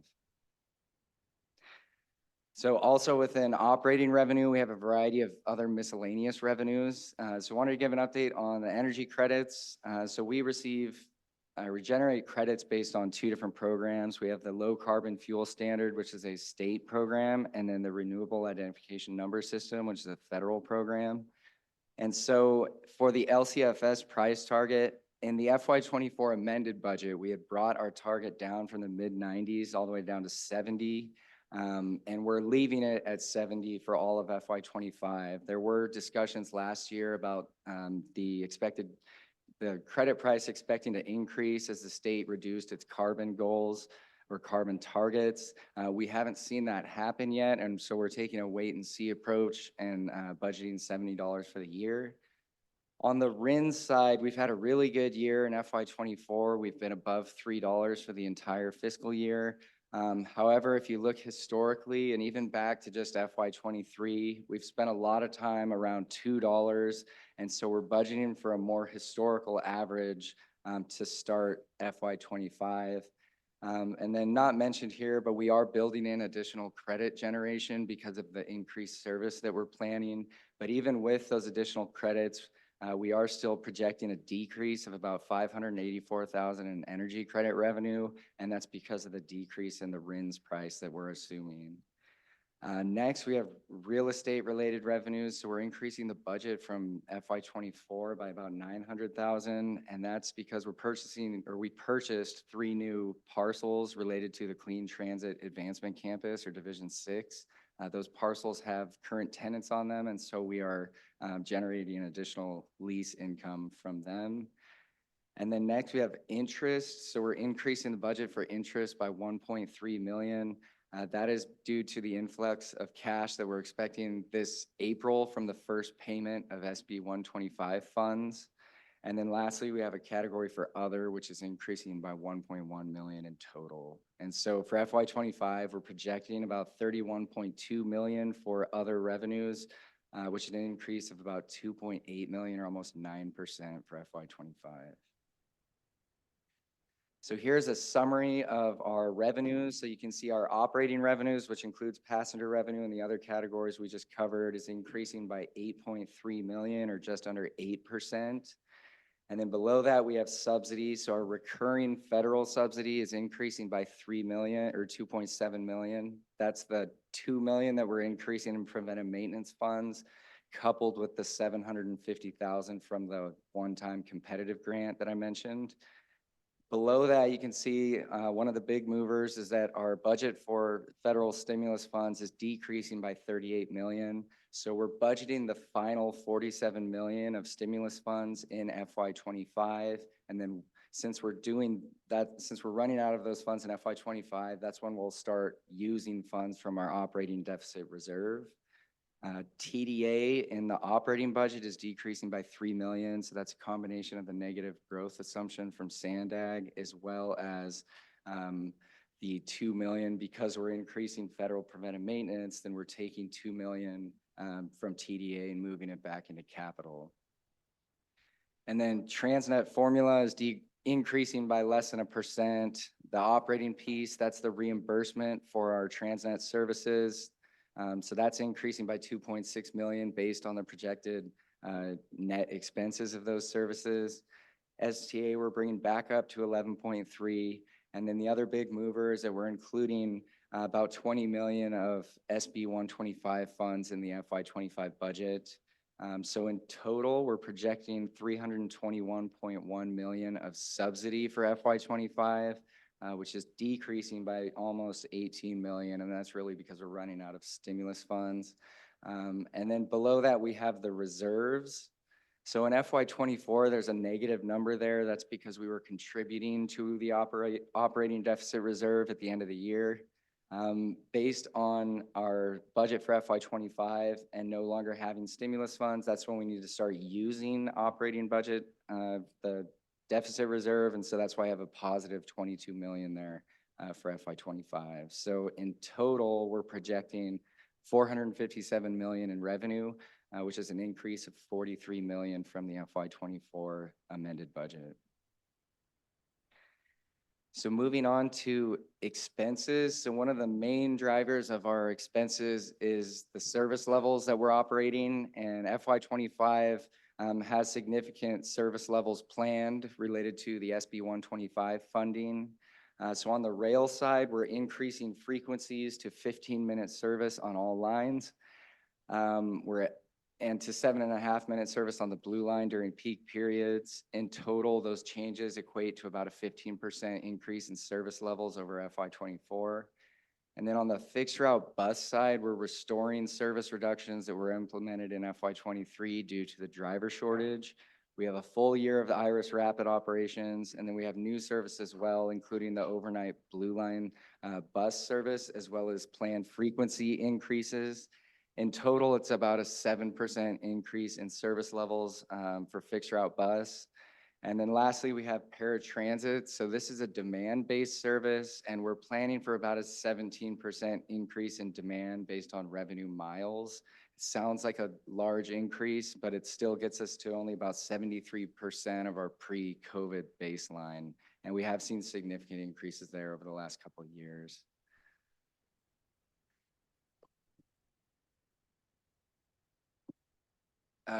So moving on to personnel costs. So our budget for wages includes 1,788.7 FTEs. For FY25, we're proposing one additional FTE from the FY24 position table, and that is one regulatory inspector supervisor for the for-hire vehicle administration, also known as a taxi cab administration. And then we also like to give a breakdown of our overall workforce. So 76% of our workforce is our represented employees. And then on the top table to the right, you can see the breakdown by union. And then this year we have significant wage increases. I think it's worth mentioning that there's a lot of uncertainty this year versus years in the past. 4 of our 5 CBAs are currently under negotiation. That includes with the ATU, who represents our bus operators, the IBEW, who represents our bus mechanics, SMART, which represents our trolley employees, and then we have an agreement with the IBEW, who represents the flag persons as well. And so this budget draft assumes 5% wage increases for 3 of the 5 that are under negotiation. And then for the IBEW agreement with the flag persons, we're increasing the wage from $18 to $23 to meet the current minimum wage environment. And then our 5th union is the TEOA, who represents our code compliance employees, and that increase is set at 4% for FY25. And then for non-represented employees, we're assuming a 4% merit increase in combination with a 1% PIP bonus pool. And then it's important to note that this draft that we're presenting did not include the impact of the salary study. We wanted that to go to the executive committee as well as the board first. And so we'll need to add that into the final draft, which we'll be bringing in a couple weeks. And so here we can see the estimated wages in terms of actual dollars. And so administrative wages are projected to increase by just under 3 million or over 14%. That's driven by having a full year of the 60 new FTEs that were added in FY24, highlighted by the 47 new security positions. Trolley operations wages are projected to increase by 4.7 million or almost 13%. Main driver here is the service increases, or are the service increases combined with the wage increases that we budgeted. We're also adding 15 additional flag persons at the end of FY24 to help with the SB 125 funded Orange Line improvements. On the bus operations side, we're projecting an increase of 4.1 million in wages, or almost 9%. And that is also driven by service levels. We have bus operator hours projected to increase by 4.9%, coupled with the projected wage increases with the CBAs. And that's how we get to these larger numbers. And so in total for FY25, we're projecting 117 million in base wages, which is an increase of about 12 million or 11.3% over FY24. So here we have a look at fringe benefits. So pension costs overall are projected to increase by 651,000 or 2.1%. Within pension, the actual pension plan costs, which includes CalPERS as well as the San Diego Transit Defined Benefit Plan, are increasing by 1.3 million or almost 5%. The pension obligation bond costs are decreasing by 1.8 million. So we're bringing that to 0 for FY25 because we made our last pension obligation bond payment in FY24. And then within pension as well, we have this San Diego Transit Defined Contribution Plan. So here we're increasing the budget by 1.2 million or almost 66%. And that is based on an assumption that we're going to increase the employer contribution from 6 to 9% as part of the ongoing labor negotiations. However, that is dependent upon the outcome of negotiations. Also on the table is the reopening of the defined benefit plan. And so if we end up reopening the DB plan instead of the defined contribution plan, then we wouldn't see that impact until FY26. And so there's uncertainty around these line items. Next, we have healthcare. So we're projecting an increase of 3.3 million or almost 18% for healthcare. We know the insurance premiums for calendar year 24, and then for calendar year 25 rates, we're assuming a 10% increase.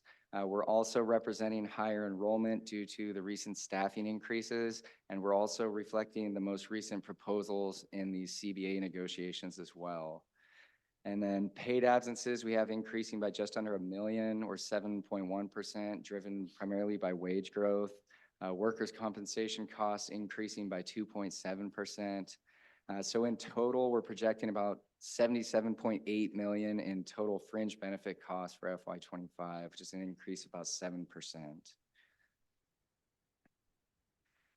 Moving on to purchase transportation, so that's our contracted service. And so one of the main drivers for the increase this year is the planned increases to service levels. And so we have two service contracts. The first is our fixed route contract with Transdev. And so on this contract, we're planning for an increase in service of 9.2% based on revenue miles. That contract has a variable rate that is billed based on the amount of revenue miles we operate, and that rate is increasing by 3%. It also has a fixed cost component where we pay a fixed monthly fee, and the fixed costs are staying relatively flat for FY25 over 24. On the paratransit and minibus contract, formerly operated by First Transit, who was bought out by Transdev, so we're referring to it as a Transdev contract now. But for this contract, we have fixed costs increasing by 4.2% for both paratransit and minibus service. And then the variable rate is increasing differently by service. So the paratransit service is billed on a per hour rate, and that rate is increasing by 1.8%. Couple that with a projected increase in service of 18.7%, we get to some hefty increases. And then on the minibus side, the variable rate, which is billed on a per mile basis, is increasing by 4.8%. And so on that side, we're projecting a 7.2% in revenue miles that rate will be applied to. And then in the table to the right, you can see how the costs shake out for the different services. And so we're projecting 113 million in total purchase transportation costs for FY25, which is an increase of about 10.4 million or 10% over FY24. Next, we have outside services. So there's 4 different categories here. So our contracted security costs are increasing by 727,000 or 5.1%. That's the main driver here is that the contractual rate is increasing by 4%. Next, we have repair and maintenance costs. So repair and maintenance are coming down by 668,000. That's mainly due to our budget for tire replacement within track maintenance. So we had 3.7 million in tire replacement in the FY24 budget based on a large scope. In FY25, we have a much smaller scope, so we're bringing it down to 1 million. And so we see a significant decrease there. But within repair and maintenance costs, we also have we're expecting significant increases for our LRV repair costs. Specifically, we have a contract with a vendor who does all the body work, all the painting, and all the graffiti repair for our LRV fleet. And that contract is expiring. And so we're expecting significant increases in the new contract just with inflation. And then for engines and transmission overhauls, we're bringing the budget down by 166,000 from FY24. FY24 was a really bad year, and so we're not automatically going to budget and assume for that and assume it's going to happen again. So we're budgeting a more historical average number. And then lastly, we have other services. So here we're projecting an increase of 4 million or 18.7%, and that's mainly due to a variety of new spending. So for example, we have 951,000 in new spending on fare system upgrades, specifically the implementation of the open payment and then also mobile app enhancements. And then we also have a variety of new IT initiatives, specifically 1.4 million for new softwares to support security as well as rail operations. And then we have 1.6 million in new bus and rail facility maintenance projects. Specifically, operations wants to repaint all of the structures at the Fashion Valley station. We have about $500,000 for a paving repair project at the South Bay maintenance facilities. And then about 400,000 for facility repairs at the Copley Park division in Kearney Mesa. And then lastly, we're adding 750,000 to the budget for 2 planning studies in the Baltimore and Euclid service areas. And just as a reminder, those were grant funded, as I mentioned in the revenue section. And so in total, we're projecting about 54 million in expenses for these outside services, which is an increase of just under 4 million or 8% versus FY24. Next, we'll take a look at energy. So main driver of expense growth this year is our planned service level increase. The other component is the rates. And so I'm not going to spend a lot of time going into the rates here because we're going to be changing our forecast pretty dramatically from what's in here right now and for the better. So just in the last couple of weeks, we received really good news on the CNG side. We asked for an estimate of what it would cost if we wanted to fix our CNG commodity price. And the amount that we were provided was actually lower than what we were budgeting here, even with that risk premium that you pay to fix prices. And so overall in this projection, we were projecting about a 6.6 million increase or almost 14%. We expect it to come down in the next forecast by about $1.5 million. And we'll go into more detail on energy in the final presentation in a couple weeks. And then last slide on expenses. So our materials and supplies costs, we're projecting to increase by just under 2 million or 10.4%. That's driven by the inclusion of 1.1 million for LRV drive unit overhauls in FY25. So that's a mid-year or a mid-life overhaul we need to do for our SD8 fleet. And then we're also including 830,000 for ticket vending machine credit card module upgrades. So they need to go in and install a new piece of hardware on every single TVM in order to accommodate some of the fare system upgrades that we're doing. Risk management costs are projected to increase by 2.8 million or over 33%. Continues to be a very harsh market for our insurance premiums. Specifically, our excess liability premiums are increasing by 29%, and then our property insurance premiums are increasing by almost 40%, part of which is that we're now insuring all of our mid-coast assets. And then within risk, we have legal costs increasing by 387,000, back up to similar levels as FY23. FY24 was low because we didn't have as many cases go to trial as we had thought would go. And then next we have general and administration costs increasing by 600,000. So that's new spending. We have 276,000 for automatic passenger counters and radios for our bus fleet.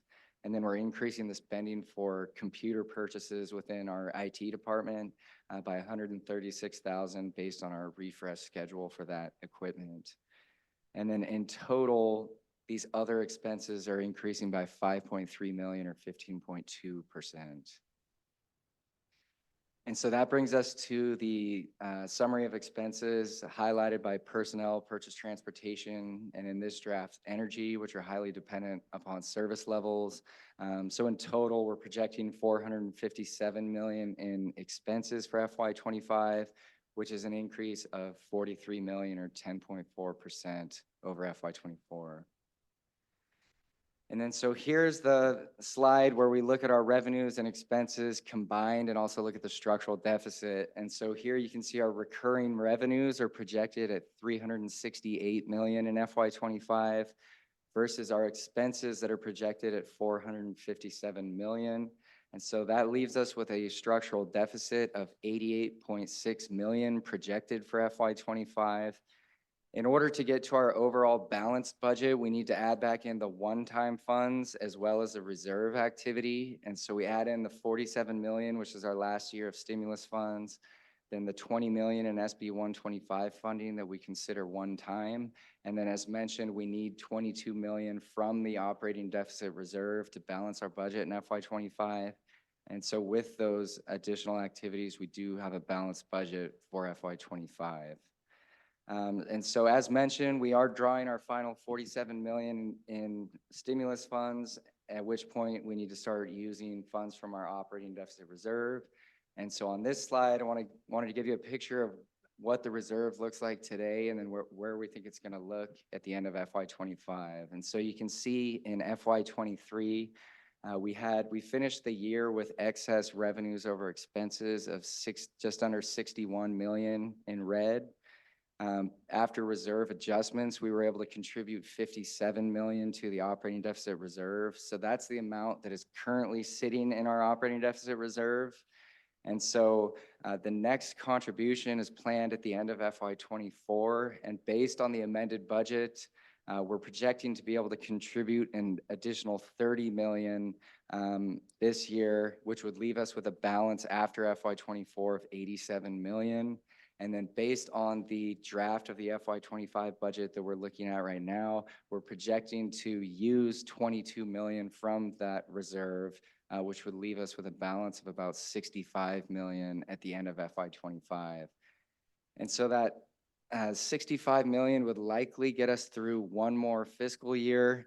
We are currently working on the 5-year forecast to take a deeper look at the next few years. And then also worth mentioning that our SB 125 plan that was submitted to the state includes an additional 75 million in funds specific for balancing our structural deficit. As mentioned, there is uncertainty around those funds, but if we do receive that full amount, then we would likely add one more fiscal year here. And so we're likely looking at the end of FY27 or possibly early FY28 to where we no longer have reserve funds. So I'm going to take this slide. So as you can see, we've got that looming structural deficit that was mentioned previously. We do feel that we need to start looking at what our options are for how we're going to deal with that. You know, we did get SB 125 funding, supposedly safe for 4 years. We'll see if that remains true, and which could help us in the longer run. But I put this slide in here because I wanted to talk about what are our options. You know, one of the biggest options obviously is to cut service. So we're proposing adding service in this fiscal year in light of the getting the SB 125 funding, and also to replace the service we cut due to a lack of bus drivers. So that is always an option for the board to tell us, don't be as aggressive with adding service. Fare increases are the other side of the coin when you're trying to get something moving with revenues. Or we could slow our ZEB transition to spread the fiscal impact of that transition. None of those are things that I would recommend at this point, given the board's policy directions over the last couple of years. But in the green, I've listed a couple of things. We've already started looking at ways to increase compliance with the fare structure. And we're not ready yet to take any actions with regard to the diversion program. We're still discussing with the Public Security Committee. We also are awaiting a study of the data so far under the diversion program that SDSU is currently undergoing. And so that's an option. There might be something that comes out of that analysis that could potentially increase compliance with the fare structure. Then we also talked about, Gordon hinted about this a bit, the preventative maintenance sharing that we use from our federal monies that we get. So we get federal formula monies. The federal government does not like to pay for operations. They prefer only to use things for capital, but they recognize that a transit agency, they want you to maintain the vehicles and the structures that they buy for you. So they do allow some of those formula funds to be used to maintain the assets that they've purchased for you. So we do not maximize the amount that we could use from that in the operating budget because we have historically had a deficit in the capital program. Over time, we've been able to really bridge the gap quite a bit in the capital program. And specifically, we constantly very structurally maintained the capital program so that we kept everything in a state of good repair.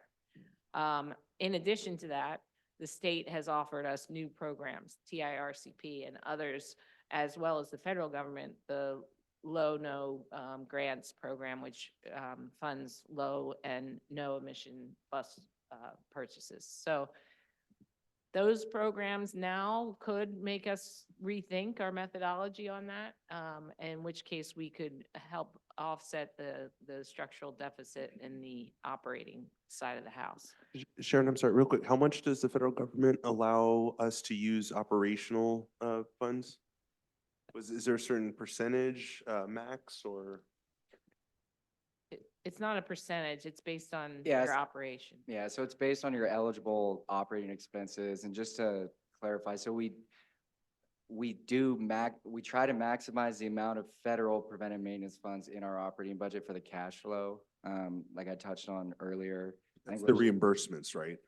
Yeah, so it's that piece that we're talking about is we always put something back into capital to keep it whole, and that's the piece where we feel like capital budget might have too much money, and we're trying to balance a structural deficit. And so that's the kind of, that mechanism is what we'd be exploring. Yeah, so the TDA that we moved from the operations that we put into the capital budget to kind of Got it. cover. Yeah, for I'm the just trying to see what flexibility we have from shifting from capital to operations, Yeah. what flexibility that And federal that's government not, allows. that isn't necessarily a great solution. It's Sure. definitely a stopgap measure that could be used. But there's no point in buying new buses if we can't operate them.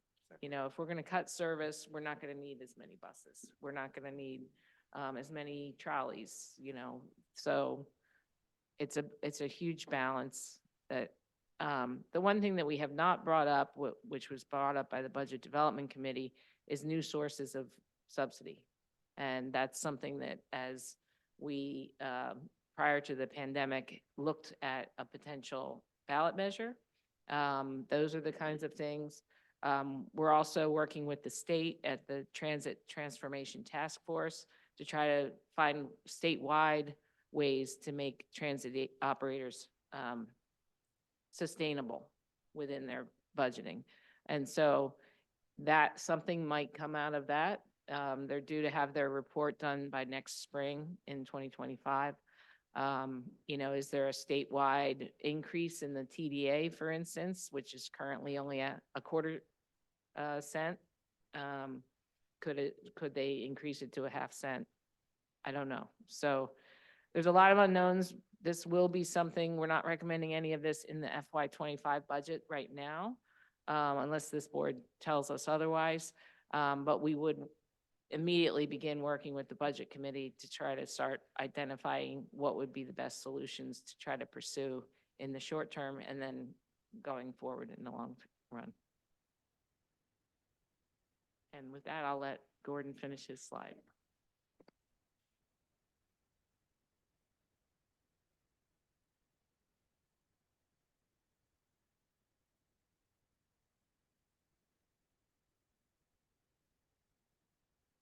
All right, last slide. So this is just the next steps. So we're in the next few weeks, we're gonna finalize our FY25 operating budget. We still have a couple assumptions to build in. We'll include the impact of the salary study, and then we're gonna do our final look at energy prices.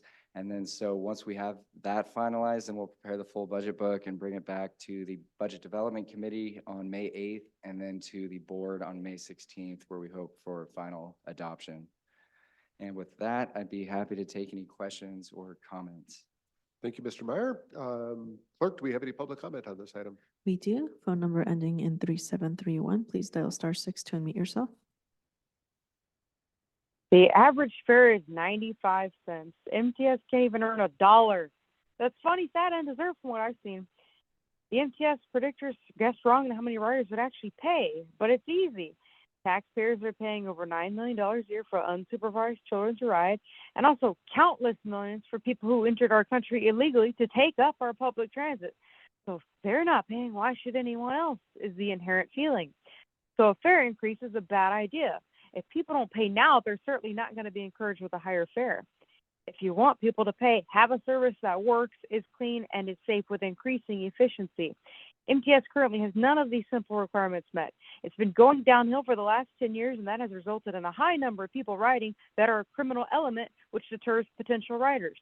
When you have a bunch of stabbings and shootings at bus and trolley stops, do you really think paid ridership is going to go up? Basic common sense says no. So the 47 new transit security positions are needed, but so is a fitness program requirement for those workers. What are the $276,000 automatic passenger counters? I know they'll be used for data-driven deception, but hopefully that'll get MTS many more grants. Trolley enhancements need to include the orange line being extended all the way to Santee. That would end unnecessary delays in people's trips. And when is the green line past SDSU going to extend to midnight like the orange and blue lines? And my other budget increase ideas, the 921 and 237 bus routes in Mira 30 Mesa need seconds left. extended hours, especially on weekends because there are actually a decent amount of riders in Mira Mesa. Also add an elevator or escalator to the Old Town station to connect more quickly to the coaster that also nobody uses. And my pipe dream wish, outlets for chargers on buses and trolleys, along with cup holders. Budget decrease ideas, yes, spread the ZEBs or scrap them. And empty buses in cities like Imperial Beach and Santee are probably going to be on the chopping block. And my advice, always expect less from Sandag and demand more. Don't be time has afraid to expired. advocate. That concludes public comment, Chair. Thank you, Clerk. We will now open board discussion on this item.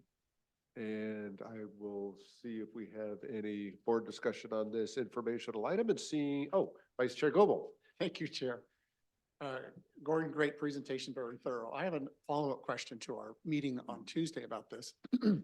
As we have the open payment system, do you expect Pronto usage to go down because it's easier just to tap and go?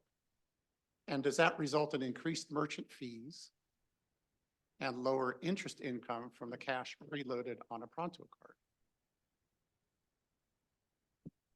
I don't think necessarily that we'll see a reduction in Pronto. I think it's a unique clientele that will be using open payment. You know, special events, those types of activities, I think we'll get a bigger percentage of those individuals using the open payment type tap. But I don't see this as a degradation to our cash flow in terms of what our cash balances are in terms of an interest income. I don't think we'll have an impact there. And are there other agencies that serve as a benchmark for secondary knowledge that do it this way? Yeah, I don't know that they've collected that kind of data yet, but, you know, we have transactional fees on our Pronto cards as well. So there are fees associated with both usages. The other thing about the open payments is we're launching it. We don't have a way to have reduced fare on that. So people will be paying the $2.50 each trip. So that might offset some of the costs associated with open payments. But ultimately, we see it more as the special events goers or the visitors to San Diego who don't want to necessarily invest in the Pronto system. Okay. Thank you. Let's go back to slide 18, other services. I'd like to look for $1 million anywhere that I can. I'm going to assume that none of these can be capitalized. These are all expense worthy, these projects. Yeah, that was actually the first question when we saw some of these asks in our budget meetings is this properly broken out between operations and capital? And we went through that, and the answer is yes. Now, some of it's already been moved into capital, and so that it is reflected appropriately. Sounds good. Slide 19 is my last question. Energy rates. This is 54 million is about 12% of the 457 million total expenses. So it's a significant portion. Let's talk about electricity for a second. Rates are going to go up 14%. I know you're going to modify these going forward, but as California has a mandate to electrify vehicles, personal vehicles, there's an interest in electrifying residential development. We're only going to see an increasing demand for electricity across the state. In fact, even today, our supply doesn't meet all of that demand as we have some brownouts during the summer. My question is, should we, and this is more of a food for thought rather than a need to answer this now, should we consider pausing or reducing our conversion from CNG, which has just a 2.5% increase, to zero emission buses, in which we don't know what the cost of electricity is going to be going forward if the state doesn't find more supply? And economics tells you if demand exceeds supply, the rates are just going to keep going up and up and up until somebody can't pay those anymore. And our conversion to zero electric buses would increase our energy expenses perhaps at a faster rate. Is this something that you will consider not only in this budget, but future budgets as well, the conversion rate?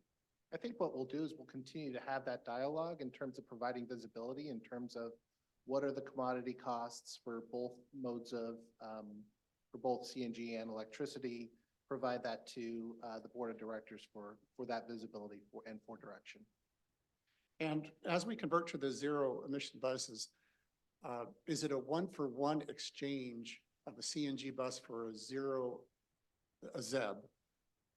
Because the mileage capabilities are the same, or will we need two ZEBs for every one CNG, which means we need two bus drivers for every one today? What are your thoughts about where technology is in terms of what we're about to buy? Great question. Mike Wygant, Chief Operating Officer here at San Diego MTS. The transition plan and the way the ICT regulation is drafted or approved through the state or through CARB is that the agency's responsibility would be do a one-for-one. But right now, the range is not a one-for-one, but there's some assumptions that the technology will continue to improve. We have right now in our plan the ability to continue to replace CNG vehicles that don't need that amount of range, but at some point in time, not too far off, we're either going to have the technology improve, pause, or consider a 2-for-1 replacement, or in some cases, maybe even a 3-to-1. But I think there's going to be continued advancements in it, but where it'll cap off or become flat is still to be determined. That's an important point as we look to future forecasts of wages and payroll of how many people do we need to replace with the ZEBs versus the CNG. So good information. Thank you. I noticed the 2.2 million we approved today for the catch-ups is not in these numbers. So we need to add that, and that'll be reflected in the next draft, I suppose. Okay. Thank you, Chair. Thank you, Vice Chair Goebel. We'll go to Chair Pro Tem Montgomery Stepp and then Director Elo Rivera. Thank you so much, Chair. Thank you for the comprehensive presentation here. A couple questions before I go to a few comments that I have on slide number 14. I'm just curious as to whether we know the vacancy rate of the almost 1,800 FTEs that we currently have here. I know there are a lot of different groups, but do we know overall what that vacancy rate is? Roughly, so when I think we budgeted for 1,800, this is FTEs, but as far as positions, I think it's 1,850 something positions, and then about 150 to 200 of those at the time of doing our export were empty. So that's my finance guess so roughly 150 out of 1,800. Yeah. Okay. And if you could just follow up with us on what that looks like. I know it's a moving target, but would like to understand kind of just what we're working with, especially based on our last conversation. And just in slide number 15, with regard to the new security positions that I think we all agreed on and moved forward, and that increase of 3 million. Do we have any kind of way to quantify what impact that will have on some of the fare revenue issues that we are seeing? Would that be somewhat of a cost recoverable? What do we think that 47 new security positions will do to the issues that we've been discussing around fare revenue and evasion? Yeah, so we're going to be tracking the data very closely as we move forward. There's two components to why we're hiring. Mostly it was because of the feedback we got from our customers and from people who don't use the system is because of safety concerns. And so that's a lot of why we wanted to add personnel. But the other component is clearly that we will gain more compliance with fare system needs. So fare revenue. But one of the metrics we keep putting out in our weekly security report is, what those compliance levels are and how many, people are not or are tapping. Right now, we do special details to try to also capture that data where we comprehensively look at one specific station and we check everyone on every train that comes into the station over a period of time. And then we calculate what the fare evasion rate is. So we're going to want to see that rate go down as we bring on board the extra personnel. I'm looking at Tim to try to figure out how many people we've brought on so far of those 47.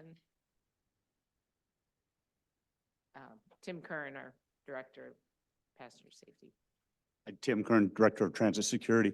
Our goal is to get to 95 CCIs. That's part of that 47 increase. We've increased about 13 new positions in CCI so far, and we have 8 more starting in May. Yeah, so we're in the very infancy of the new personnel additions, and so we need to kind of look over time. Okay, and just for clarity, that is, it's a full year of 60 new FTEs added. So, Tim, what you just, The 60 includes non-security personnel as well.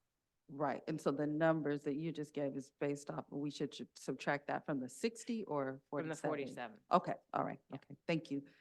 I want to bring in a couple of things that we did discuss at the Public Security Committee a couple weeks ago, and that really is, this tough position that we are in, and how the world of transportation funding really is a paradox, and it does heavily impact our decisions, especially for providing a public good, public transportation, and having to make these really tough decisions as if we are in some ways a for-profit business. And we certainly don't advocate running on any kind of deficit, especially a structural one. But I do think the fare box recovery and the way that it is set up now puts our transit operators in a legal bind where enforcement of fares becomes more of a priority than focusing on a lot of the criminal activity that impacts the negative perception of public transportation. And I do want to remind the board and staff that MTS's 2024 legislative platform priority number 6 is, and I quote, support legislation that would eliminate the requirement or need of transit agencies to have a fare box recovery and replace with state and/or federal funding, providing a sustainable mechanism to allow for free public transportation. That is in our legislative platform. I understand that SB 125 will allow us to address these challenges with more flexibility, and that's the reason that MTS is representing us, thankfully, on the Transit Transformation Task Force to see what the state will do about the Transformation Development Act laws. I believe it's instrumental to emphasize the SB 125 funding, which you have in the report, and policy to address how we provide uninterrupted service, because it could relieve pressure also from our security officers, CCIs, in the future, and allow them to focus on some of the kind of more pertinent criminal behavior on the system that impacts our riders, especially those that we heard from during the customer service satisfaction survey and the American Public Transportation peer review. We have to prioritize the legislative platform, I believe, not only to address the fiscal impacts for the agency, but public transportation as an incentive to address our climate action goals, which do have legal implications as well. Also just discussed in the Public Security Committee meeting that we are looking at the fare, the diversion programming and how successful that is and what changes need to be made. But just a reminder that we made a lot of those changes based on the murder of George Floyd, also a death that occurred on our transit line of Angel Hernandez. And so what I don't want to do is forget why we made those decisions is very important contextually as we move forward. I really don't want to have a knee-jerk reaction and want to think about everything comprehensively. And I will continue to advocate in that vein because it's very important. And, you know, based on our surveys, it's extremely important that our passengers are safe and feel safe. So it is our job during this very, very hard time to find out how we do all of those things. And I believe that we can, but I won't forget why we're where we are. And we had APTA come in. We changed our security contract. We did a lot of different things, and I certainly don't want to roll back the progress while acknowledging, you know, where we are currently. Thank you very much again for the presentation. Thank you, Chair Pro Tem Montgomery Stepp. We'll go to Director Elo Rivera, followed by Director Bush. Thank you, Chair. Appreciate all the work on this. If we can go back to slide 24, please. Sharon, I want to make sure that I understood kind of the way you presented this to us, because kind of at initial glance, it looked like these were all, you know, your ideas for how to do it. I heard you say you've heard the policy direction of the board and kind of differentiating what seems in line with the positions the board has taken and what does not, which I appreciate. So just to be clear, the top two are the ones that kind of feel least out of line with the policy direction the board has taken over the last few years. Is that correct? Yeah, and with the caveat that we don't have the data yet to incorporate the number one, change fare diversion program. So, but that is something that we've been actively talking about and trying to come to grips with. And again, there's a couple of things not on here. One would be subsidy increases from other sources, a ballot initiative. We just tried to bring forward things that are in the realm of the possible when you're looking at an $88 million deficit. Bad enough, Sharon. Not make it worse. Thank you. Appreciate that. I totally, that makes sense. I appreciated Chair Pro Tem's comments on how we balance these things and keep perspective of how we got to where we are. I will say that the repurposing of SB 125 funds would be the most difficult for me to swallow because of who that would impact. I also would have concerns about how that sets us up for future competitiveness, seeing how state and federal funding seems to be trending. So I just want to put that thing out there. And then I appreciate you and well, the Budget Development Committee mentioning it, and then you referencing it as well. And I wasn't here until December of 2020, but my understanding is that MTS recognized the structural budget deficit, and that is why there was a ballot measure moving toward the ballot potentially in 2020. You know, no one saw a pandemic coming. Yeah, it's a sad relic. But it's there for a reason, right? I mean, like you all knew, like we needed more revenue in order to make things work. Thankfully, we've had, you know, these one-time funds to bridge the gap, but we are basically back where we were in 2019. You know, staring at the end of the you know, with the cliff rapidly approaching. And so while there are, you know, other things out in the community that could be beneficial, certainly I think it's important for us to start thinking about what it would look like to fund this agency in a way that is consistent with the policy direction that we've been taking it, which is to expand service with intentionality for folks who depend on public transportation, to meet the region's climate action goals. So appreciate you raising that. I think that that's going to be an important topic of conversation as we move forward. And again, I do appreciate you kind of recognizing the distinction between, what are possible options versus what are possible options that seem consistent with the policy direction of the board. And I think that that'll be an important thing for us to keep in mind as we move the process forward. Thank you. Thank you, Director Ela Rivera. Director Bush. Yeah, thank you, staff, for all of the detail and answering all our questions, all your work going into this. I'll say to Vice Chair Goebel, I really appreciate your questions and your concerns. I'm open to, I think everything should be on the table, so to speak, given the structural deficit we're facing. But having our input on the direction. So with I hear your concerns about the ZEB and possibly, maybe delaying it. I'm not necessarily in favor of that, but I'm open to it. I think everything should be on the table. But I really appreciate that thought about the electric supply shortages.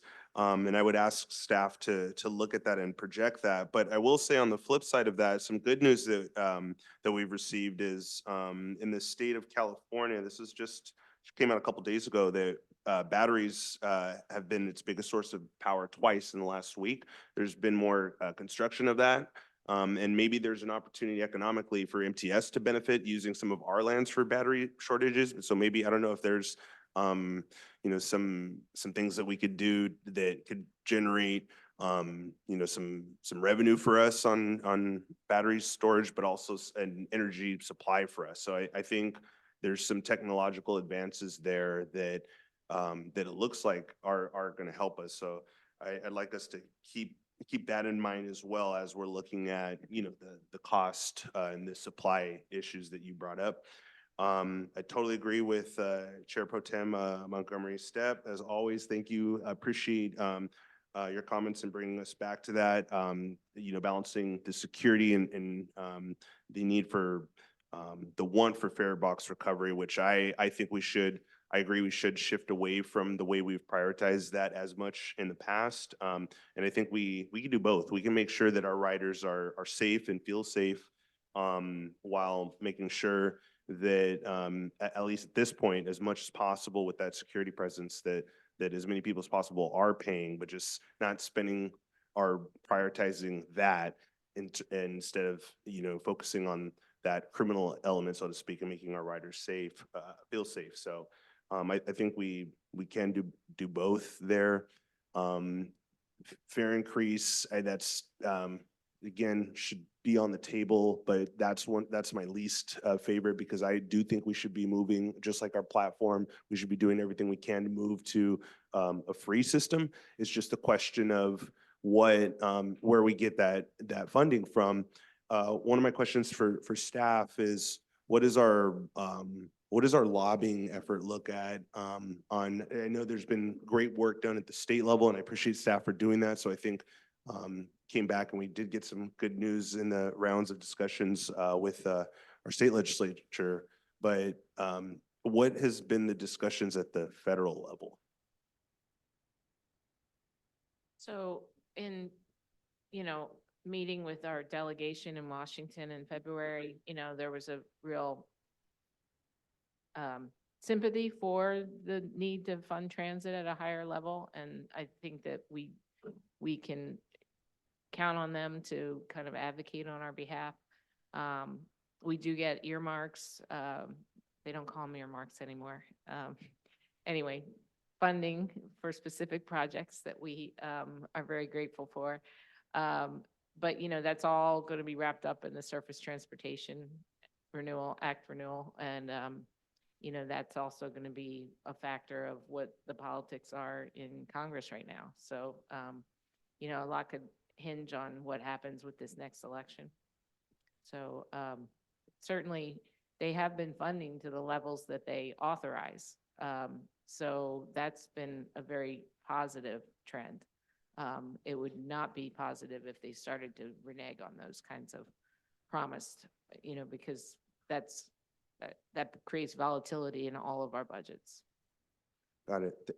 Thank you for that info. I don't know what I would hope that we would invest some of our time and resources into lobbying at the federal level. There is that volatility.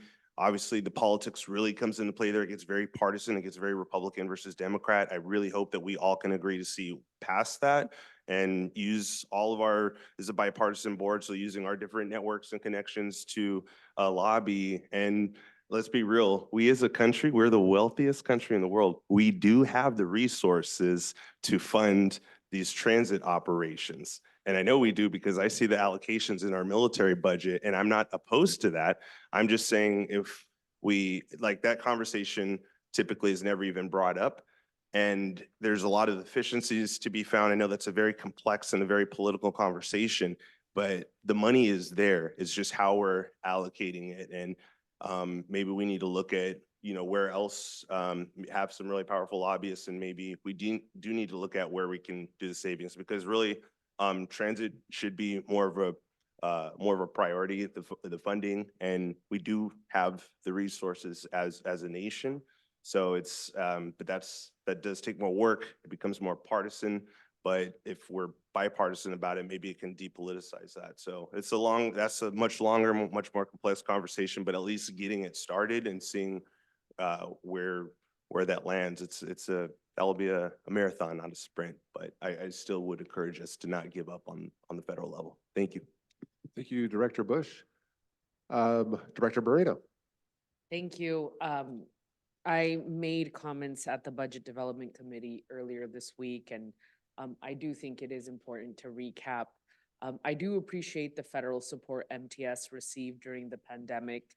And I am clear that the money is going to run out.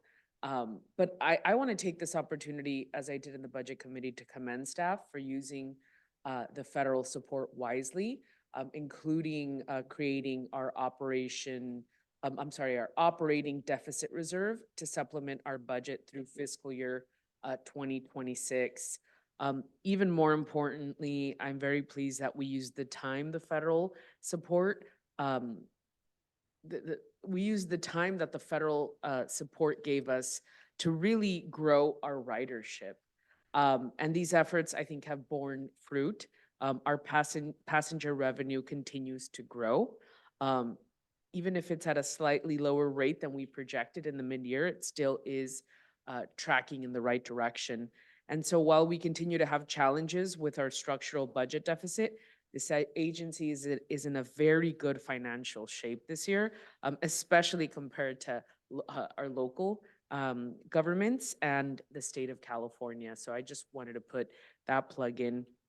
I would be interested in seeing what our capital improvement project program looks like and what the impacts of shifting some of that money would mean.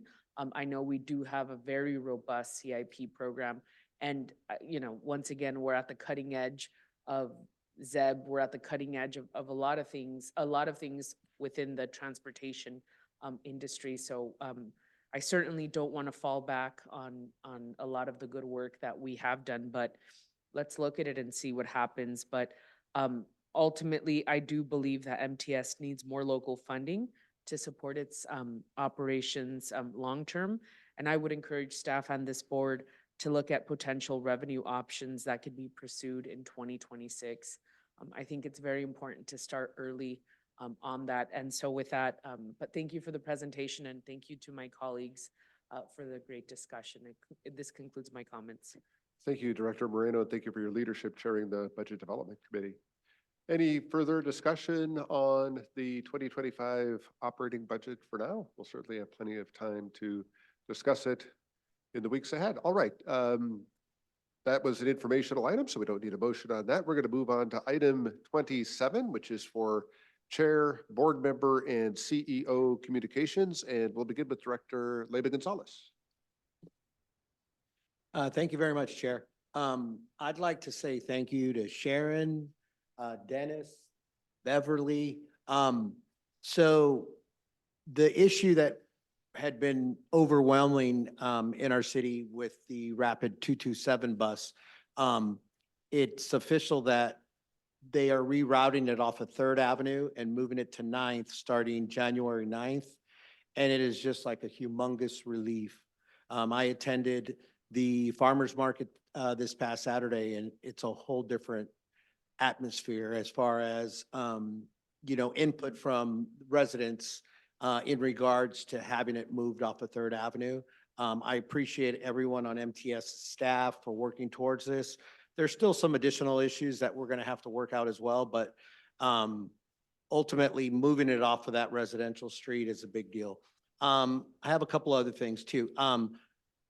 A few residents that are bicycle enthusiasts have reached out to me in regards to at all the trolley locations, there aren't any bike racks to lock their bikes up. They have those new nice cages or lockers or whatever those things are called, but they had just reached out to see if it's possible that they could install some of those old school bike racks where they can just lock their bike up, and they utilize the trolley quite frequently.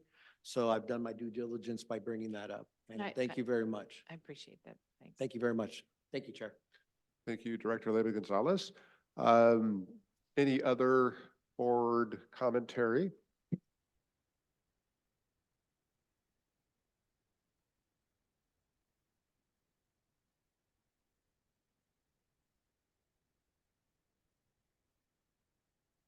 One of our priorities as a board has been transit-oriented development, building affordable housing on MTS land. And just wanted to pass along a compliment. I've heard how helpful Dennis Desmond and Kenneth Tion have been in assisting developers with affordable housing funding applications. So I want to thank both of them for their efforts on that. All right, let's go to public comment on this item. Phone number ending in 3731. Please dial *6 to unmute yourself. Hi there. Matthew, I loved it. The bike lockers would be better if they didn't require a deposit and private information to use them. Let's see. So Sharon went to Sacramento on March 20th for a legislative visit. I'm sorry if she had to see new scum, the scumbag that's contributed greatly to the destruction of this state, including the deficit of which is affecting MTS. I didn't know MTS funneled the money from Sandyke to the city of Coronado for the summer shuttle. Now the city's going to foot the bill for their own daily shuttle service at over $14 a ride, more than the cost for Uber.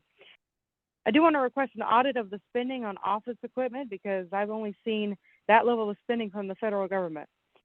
Also have a question about number 45000060217 on page 477 of the agenda packet. Why does it say in all caps with asterisks, do not use HelioX technology? Does that mean don't use that $19,000 service or don't use HelioX, which MTS just approved another contract for today? I do see a problem with the report when it says that on January 22nd, there was a significant rain event. No, there wasn't. The news said that at a maximum, a total of 2 inches per hour of rain fell. In reality, since what happened was really a flood of negligence, MTS should be suing the city of San Diego to pay for all the millions of dollars to repair the damage to the Orange Line trolley. It should come right out of the city of San Diego's mismanaged budget.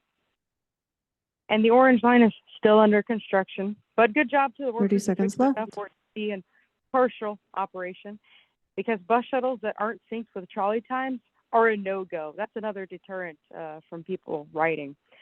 I think that some of these repair updates would be helpful and good PR to post on the MTS website and at the affected trolley stations. And for the record, those behind Event 201 did see and plan a pandemic coming back in 2019. The more you know. Thank you guys for the meeting. Have a good day, everybody. Your time is See some of expired. you. That concludes public comment, Chair. Thank you, Clerk.